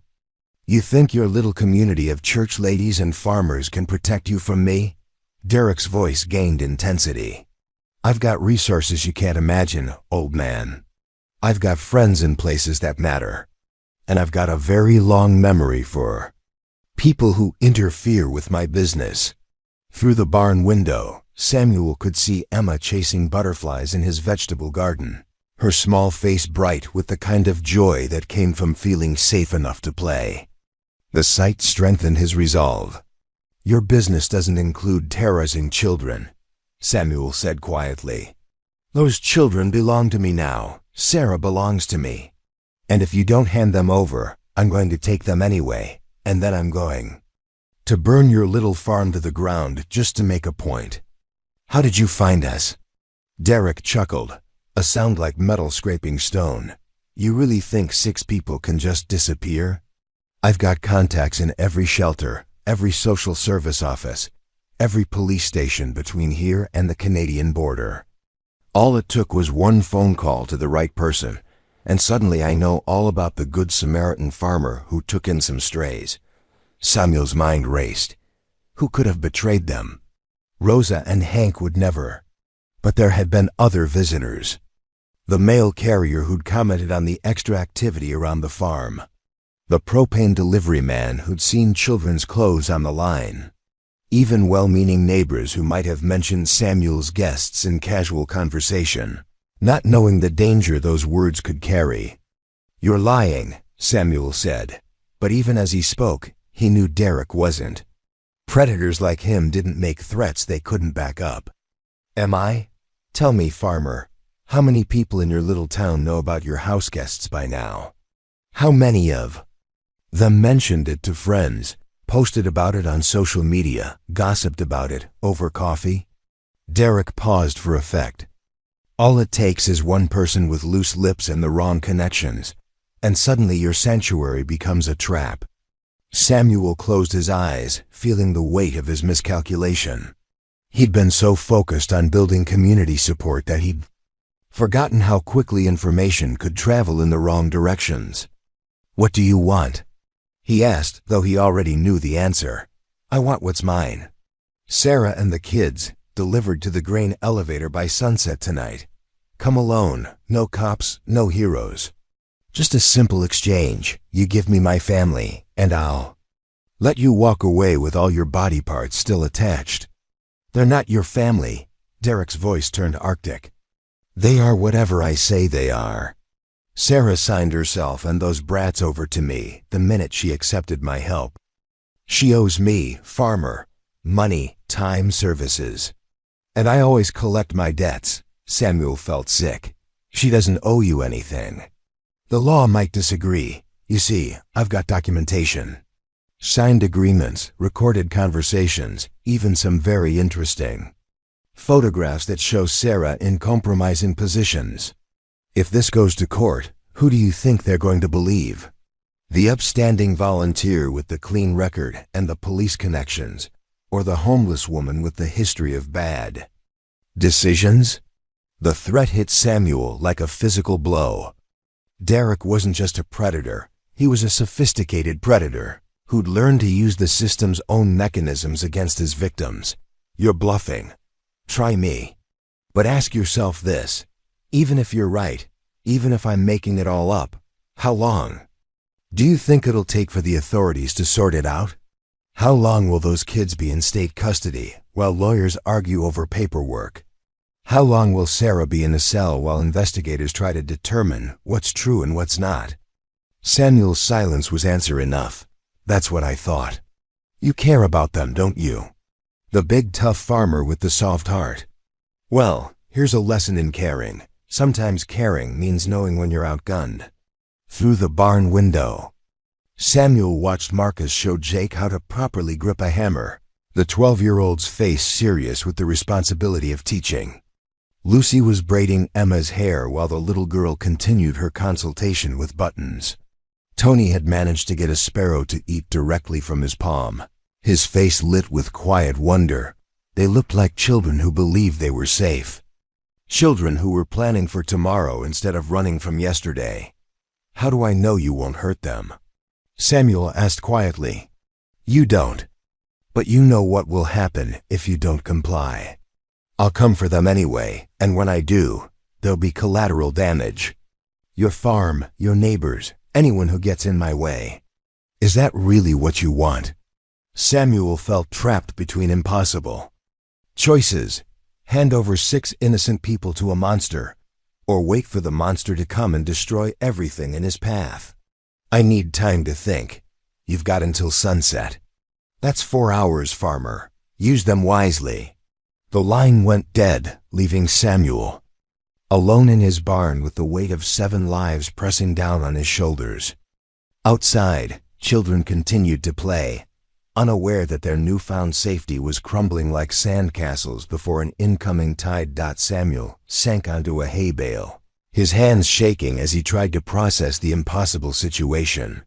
Every instinct screamed at him to fight, to protect his family at all costs.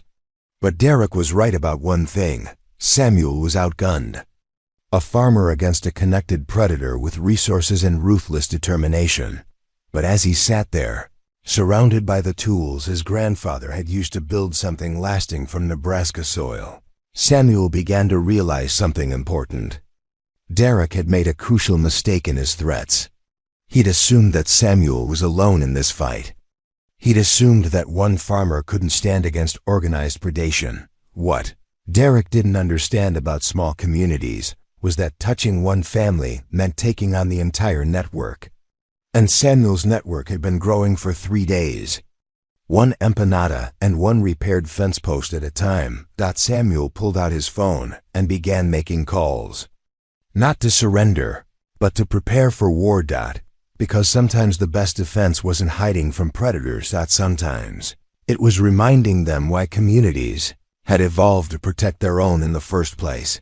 The first call went to Hank, the second to Rosa, the third to Sheriff Patterson, who'd been asking pointed questions about Samuel's visitors and might be ready for some pointed answers. By the time he was finished, Samuel had made 7 calls and sent 6 text messages. Word would spread through Millbrook County like wildfire through dry grass, and by evening, Derek Vaughn would discover that he'd made the mistake of threatening the wrong farmer's family. Because this wasn't just Samuel's fight anymore. This was war. The grain elevator on Highway 34 had stood sentinel over Nebraska farmland for 67 years, a concrete monument to agricultural prosperity and small-town determination. Built in 1957 by the Millbrook County Farmers Cooperative, it had witnessed countless harvests, weathered decades of economic storms, and served as a landmark for travelers navigating the endless prairie. Tonight, as shadows lengthened across the rural landscape, it would witness something unprecedented in its long history. Samuel arrived 40 minutes before the deadline, his truck's headlights cutting through the gathering dusk as he pulled into the gravel lot beside the towering silos. But he didn't emerge from his vehicle immediately. Instead, he sat in the cab, engine cooling, radio playing softly, and marveled at the invisible army that surrounded him. To anyone driving past on Highway 34, the area would have appeared deserted, just another empty agricultural facility in a county full of them. But Samuel knew better. In the corn rows to his east, Rosa Rodriguez crouched with her smartphone and her righteous indignation, part of a network of church auxiliary volunteers who'd positioned themselves around the entire perimeter. Each woman carried recording equipment, emergency contacts programmed into their phones, and the unshakable conviction that children needed protecting regardless of the personal cost.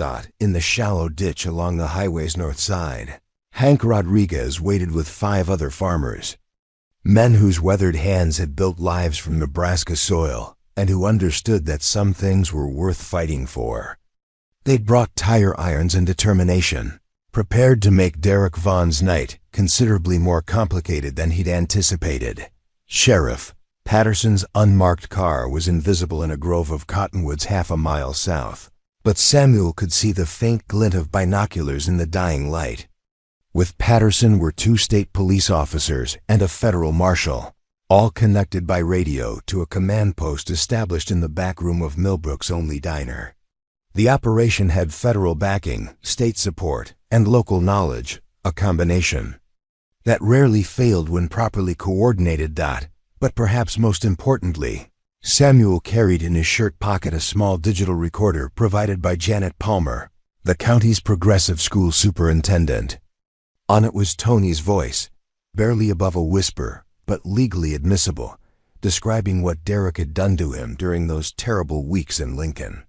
The boy had found his words when it mattered most, and those words would help ensure Derek Vaughn never had the opportunity to hurt another child. Samuel's phone buzzed with a text from Patterson. Target vehicle approaching from west. Everyone in position. Remember, let him make the first move. Through his windshield, Samuel watched a black Cadillac Escalade turn off Highway 34, its chrome gleaming despite the dust coating its body. The vehicle moved with predatory confidence, its driver clearly comfortable with intimidation and violence. But as it drew closer, Samuel noticed something that made him smile grimly. Derek was alone. The predator's arrogance had isolated him from his own support network. Whatever corrupt connections he'd maintained in Lincoln apparently hadn't been willing to make the drive into rural Nebraska for a child-stealing operation. Derek Vaughn was discovering what many urban criminals learned too late, that countryside justice operated by different rules. The Escalade parked 30 yards away, positioned for a quick escape if necessary. Derek emerged slowly, his 6'4" frame unfolding from the driver's seat like a threat made manifest. Even in the gathering darkness, Samuel could see the snake tattoo coiling around his left forearm, the missing finger on his right hand, the dead shark eyes that had terrified Sarah and 5 innocent children for months. But tonight, looking at this man who'd caused so much pain, Samuel felt no fear. Only cold, determined anger and the deep satisfaction of watching a predator walk unknowingly into his final trap. "Mitchell!" Derek's voice carried across the empty space between them, flat and commanding. "Get out of the truck, slowly." Samuel complied, moving with deliberate calm. He kept his hands visible, his posture non-threatening, playing the role of a frightened farmer who'd been backed into an impossible corner. "I'm here, just like you wanted." Derek began walking toward him, each step calculated to increase psychological pressure. "Where are they?" "Safe. That wasn't what I asked." Derek's voice dropped to the whisper that had haunted Sarah's nightmares. "I asked where they are. And you're going to tell me, or this conversation is going to get very unpleasant very quickly." Samuel stood his ground. "They're not coming, Derek." Something dangerous flickered in Derek's expression. "Excuse me? You heard me. Sarah and the kids aren't coming. This ends here tonight, but not the way you planned." Derek laughed, a sound like breaking glass. "Old man, I don't think you understand the situation. I've got resources you can't imagine. I've got friends who owe me favors. I've got documentation that proves Sarah Chun belongs to me, along with those brats she's been dragging around." "What kind of documentation?" Derek's smile was poisonous. "Signed contracts, recorded agreements, even some very interesting photographs that show Sarah in compromising positions. If this goes to court, who do you think they're going to believe?" Samuel nodded thoughtfully. "That's interesting. Because I've got documentation too." Derek's confidence flickered slightly. "What kind of documentation?" Samuel reached slowly into his shirt pocket and withdrew the small digital recorder. "The kind that includes a 5-year-old boy describing exactly what you did to him during those weeks in Lincoln. Tony doesn't talk much. Trauma does that to children. But when he does speak, his words carry considerable legal weight." The color drained from Derek's face. "You're bluffing, am I? Tony told us about the locked room in your apartment. The one with the cameras. The one where you took children when they misbehaved." Samuel's voice remained conversationally calm. "He told us about the games you made him play, the things you made him do, the threats you made about what would happen to Emma if he didn't cooperate." Derek took an involuntary step backward. "A traumatized kid's fantasy. No court would. You'd be surprised what courts will accept when it's corroborated by physical evidence. Photographs of bruises, medical records, testimony from shelter workers who saw the children's condition when you brought them back from your apartment." Samuel held up the recorder. "But most importantly, they'll accept the voice of a child who's finally found the courage to speak the truth. Tony's been silent for 8 months, Derek. Silent because of what you did to him. But yesterday, sitting in my kitchen with people who actually care about his well-being, he found his voice again." Derek's predatory confidence was crumbling, replaced by the desperate calculation of a cornered animal. "You can't prove anything. It's the word of damaged children against an upstanding member of the community." "Is it? Because I've been doing some research into your background. Derek, turns out you're not quite as upstanding as you pretend to be." Samuel's phone buzzed. He glanced at it and smiled. "That's Sheriff Patterson. He's got some interesting news about those friends of yours on the Lincoln police force." Derek's eyes darted around the apparently empty landscape, finally recognizing that something was very wrong with this scenario. "What friends?" "The ones who've been covering for you, helping you track down runaways, looking the other way when reports got filed about your activities." Samuel's voice hardened. They started talking the moment real pressure got applied. Amazing how quickly corrupt cops abandon their criminal friends when federal investigators start asking pointed questions. The trap was closing, but Derek still had one card to play. His hand moved toward the concealed weapon Samuel had spotted the moment he emerged from the Escalade. Derek. The voice came from the corn rows, calm and authoritative. Sheriff Patterson stepped into view, his service weapon drawn but not yet aimed. I wouldn't recommend reaching for that gun. Derek spun toward the new voice, his hand freezing halfway to his concealed holster. Who the hell are you? Sheriff Patterson, Millbrook County. Derek Vaughn, you're under arrest for kidnapping, child endangerment, assault, stalking, and federal violation of interstate commerce laws related to human trafficking. This is harassment. I haven't done anything wrong. Patterson approached slowly, his weapon now trained on Derek's center mass. Really? Because I've got witnesses who say otherwise. I've got recorded testimony from 5 children describing months of abuse. I've got medical evidence of injuries you inflicted. And I've got federal warrants that were issued about 4 hours ago. Derek's gaze swept the darkening landscape, finally understanding the scope of what he'd walked into. You can't prove any of this in court. Actually, we can. Rosa Rodriguez emerged from the corn, her smartphone held high, its screen glowing with active recording. Because every word you've spoken tonight has been documented by 40 different people with 40 different recording devices. More figures stepped out of concealment: farmers, church volunteers, concerned citizens who decided that protecting children was more important than staying out of other people's business. Each person carried a camera, a phone, or recording equipment. Each had positioned themselves to capture every angle of Derek's confession. You see, Derek, Patterson continued, producing handcuffs. The problem with predators like you is that you assume everyone else is as corrupt as you are. You assume that communities won't rally to protect their children.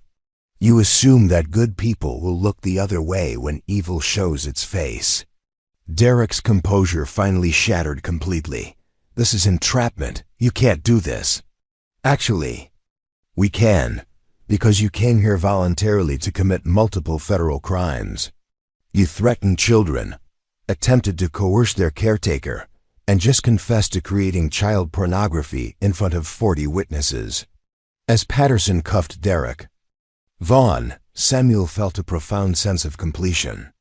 This man who'd terrorized 6 innocent people, who'd used the system's own mechanisms against its most vulnerable members, was finally facing consequences for his actions. The interesting thing, Patterson said as he guided Derek toward his unmarked car, is how quickly your whole network collapsed once we started applying real pressure. Those corrupt cops in Lincoln? They're already in federal custody. The judge who was taking bribes to look the other way on your cases, he's been suspended pending investigation. The shelter administrators who were feeding you information about runaway families, they're facing criminal charges. Derek's face had gone ashen. This is impossible. I had protections. You had corruption. And corruption only works when good people aren't paying attention. Tonight, Derek, good people were paying very close attention indeed. As the patrol car carrying Derek Vaughn disappeared into the Nebraska night, the volunteers began emerging from their positions. 40 people who'd answered Samuel's call, who'd risked their own safety to protect children they barely knew, who'd demonstrated what community really meant when tested by genuine evil. Rosa Rodriguez was the first to reach Samuel, her weathered face bright with satisfaction. That man, she said firmly, will never hurt another child. Hank appeared at Samuel's shoulder, grinning broadly. Sam, I've lived in this county for 62 years, and I've never seen anything like that. 40 people, perfectly coordinated, taking down a predator without firing a shot or throwing a punch. That's what happens, Samuel replied, when communities decide to protect their own. The drive back to the farmhouse passed in a blur of phone calls and congratulations. By the time Samuel reached his property, word had already spread through Millbrook County's informal communication network.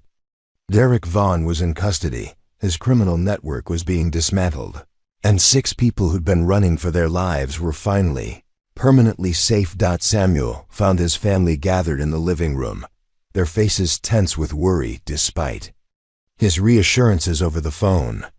Sarah sat on the couch with Emma curled in her lap, both of them still bearing the hyper-vigilant expression of people who'd learned not to trust promises of safety. Marcus paced by the window, his 12-year-old frame rigid with protective tension. Jake and Lucy huddled together in the oversized armchair, while Tony sat on the floor, methodically folding paper napkins into increasingly complex geometric shapes, his coping mechanism for overwhelming stress. "It's over," Samuel announced.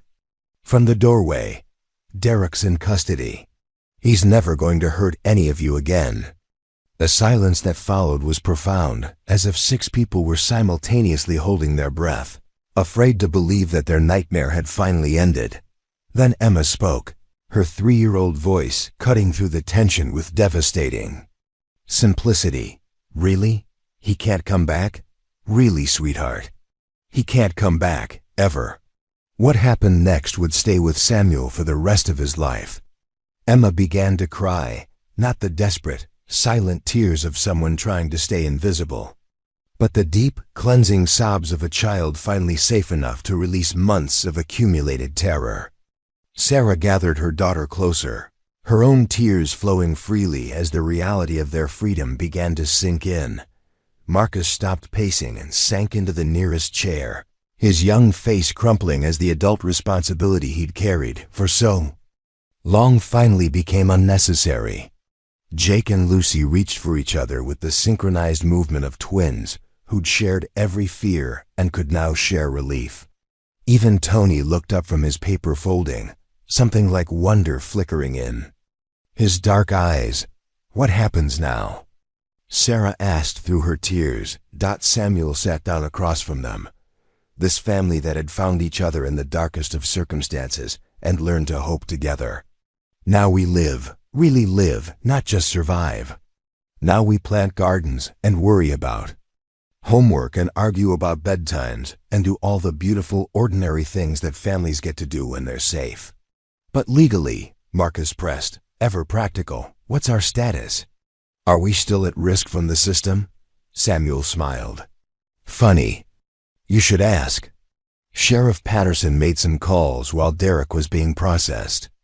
"Turns out Judge Morrison has been following your case, and she's already signed emergency custody orders. Sarah, you have full legal guardianship of all 5 children, effective immediately." Sarah's breath caught. "All of them? Even though they're not all mine biologically?" "Family isn't about biology, Sarah. It's about choice and commitment, love. You chose these children, they chose you. And now the law recognizes what the rest of us have known all along. You're a family." Over the following days, Millbrook County experienced something remarkable. The story of Derek's capture spread through the community's informal networks, but instead of sensationalizing the drama, people focused on the collaborative response. 40 volunteers had coordinated perfectly to protect 5 children. A community had rallied around strangers and made them family. Good had triumphed over evil through practical cooperation rather than dramatic heroics. Janet Palmer, the school superintendent, arrived on Monday morning with enrollment papers for all 5 children. She'd already arranged for counseling services, remedial education programs for Marcus, who'd missed almost a year of school, and special accommodations for Tony's trauma-related learning needs. Rosa Rodriguez organized a furniture drive that filled Samuel's house with proper children's beds, desks for homework, and enough clothes to outfit a small army. The church auxiliary descended like a benevolent hurricane, transforming spare bedrooms into personalized spaces where each child could begin to build an identity beyond survival. Dr. Sarah Shun she'd reclaimed her full name with fierce pride. Began working part-time at the county health clinic, using her nursing background to serve the community that had saved her family. Her physical injuries healed with proper medical care, but more importantly, the haunted expression that had shadowed her features for months gradually gave way to something that looked like peace. Marcus threw himself into school with the intensity of someone making up for lost time. His teachers marveled at his maturity and dedication, though they also worked carefully to help him remember how to be 12 years old instead of a miniature adult. He joined the Future Farmers of America and discovered a passion for sustainable agriculture that made Samuel's heart sing with pride. Jake and Lucy blossomed in the security of knowing they'd never be separated again. They joined the school's art program and spent hours creating elaborate pictures of farmhouses with impossibly large families, their drawings reflecting their expanding definition of what home could look like. Tony's progress was slower, but no less remarkable. With patient encouragement and professional counseling, his voice grew stronger each day.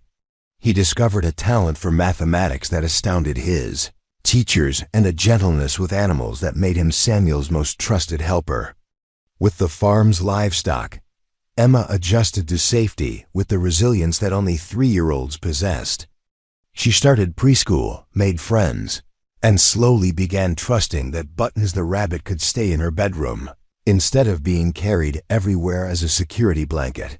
6 months after that night at the grain elevator, Samuel stood in his kitchen making Sunday morning pancakes for 8 people.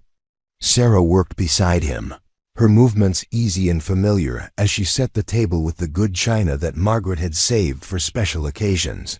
But Samuel now used every day because every day with this family felt special. The children were scattered around the house in various states of Sunday morning chaos. Marcus feeding chickens, Jake and Lucy building elaborate blanket forts, Tony reading a book about veterinary medicine, Emma having a serious conversation with Buttons about whether pancakes or waffles were superior breakfast foods. "Samuel," Sarah said quietly, pausing in her table setting, "there's something I need to tell you." Something in her tone made him look up from the griddle. "What's wrong?" "Nothing's wrong. It's just ... double quotes." She took a deep breath. "I love you. I've loved you since that first night when you could have turned us away, but chose to let us in instead. I love your kindness and your strength and the way you see the best in everyone, especially children who've learned to expect the worst." Samuel set down his spatula and turned to face her fully. "Sarah Chun, I have loved you since the moment I found you protecting 5 children in my barn, with nothing but fierce determination and a mother's heart. I love your courage and your compassion, and the way you turned running for your life into a mission to save everyone you could." They stood there in the morning sunlight streaming through clean windows, 2 people who'd found each other in the darkest of circumstances and built something beautiful from the wreckage of their former lives. "So what do we do about it?" Sarah asked, tears making her eyes bright. Samuel reached into his pocket and withdrew a small velvet box that had been burning a hole there for 3 weeks. "We make it official. Sarah Chun, will you marry me? Will you let me be a father to these children who've already stolen my heart? Will you build a future with me that's as beautiful as the family we've already become?"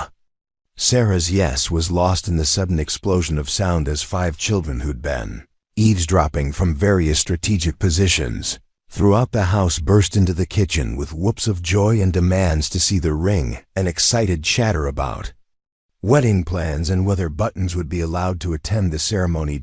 As Samuel slipped Margaret's engagement ring onto Sarah's finger, the ring his late wife had insisted he keep, because someday you'll find someone who needs to know she's treasured. He thought about the strange paths that led people to where they needed to be. A storm had brought them together. A community had kept them safe.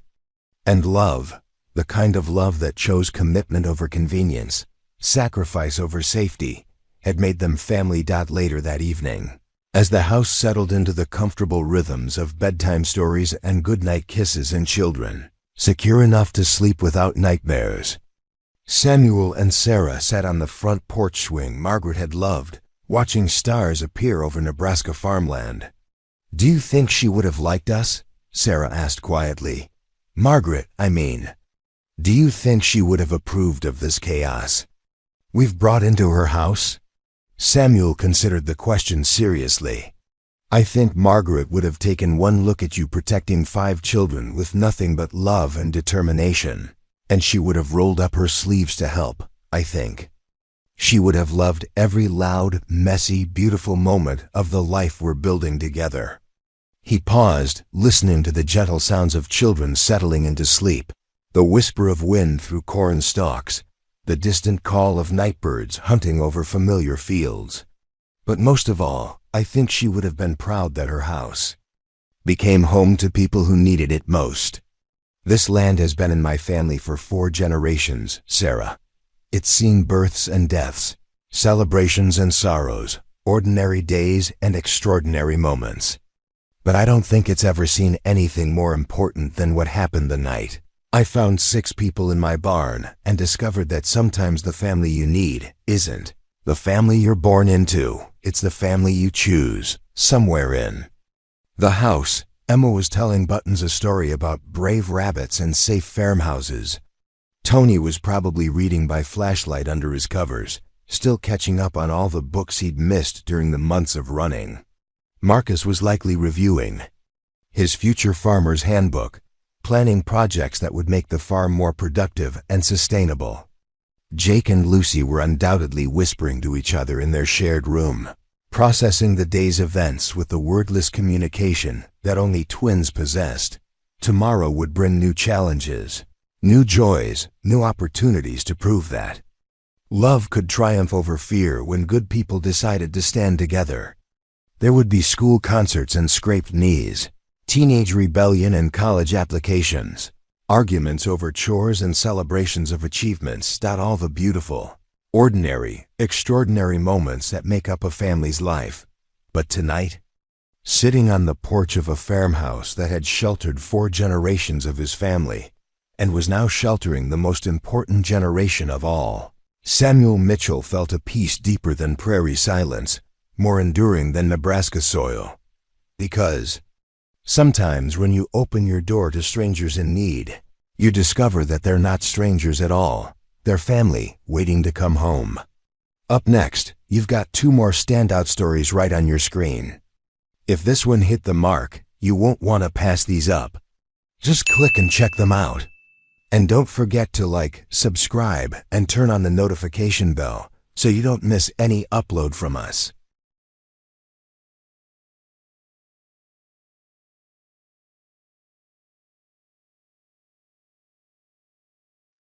I'm gonna snooze.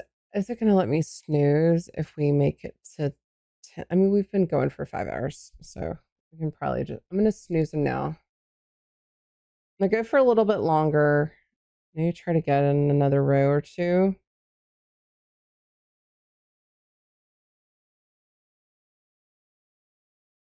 Let's see. I think we just want to finish this. And I can finish the 10 rows probably off stream is probably what's going to happen tonight. Because I think 10 is a good stop time so that I can enjoy my shows and then also take that urgent care visit. Because I'm in between doctors for some meds. So that'll be good at least. But yeah. So I'll do that, and then I'll figure out the next steps.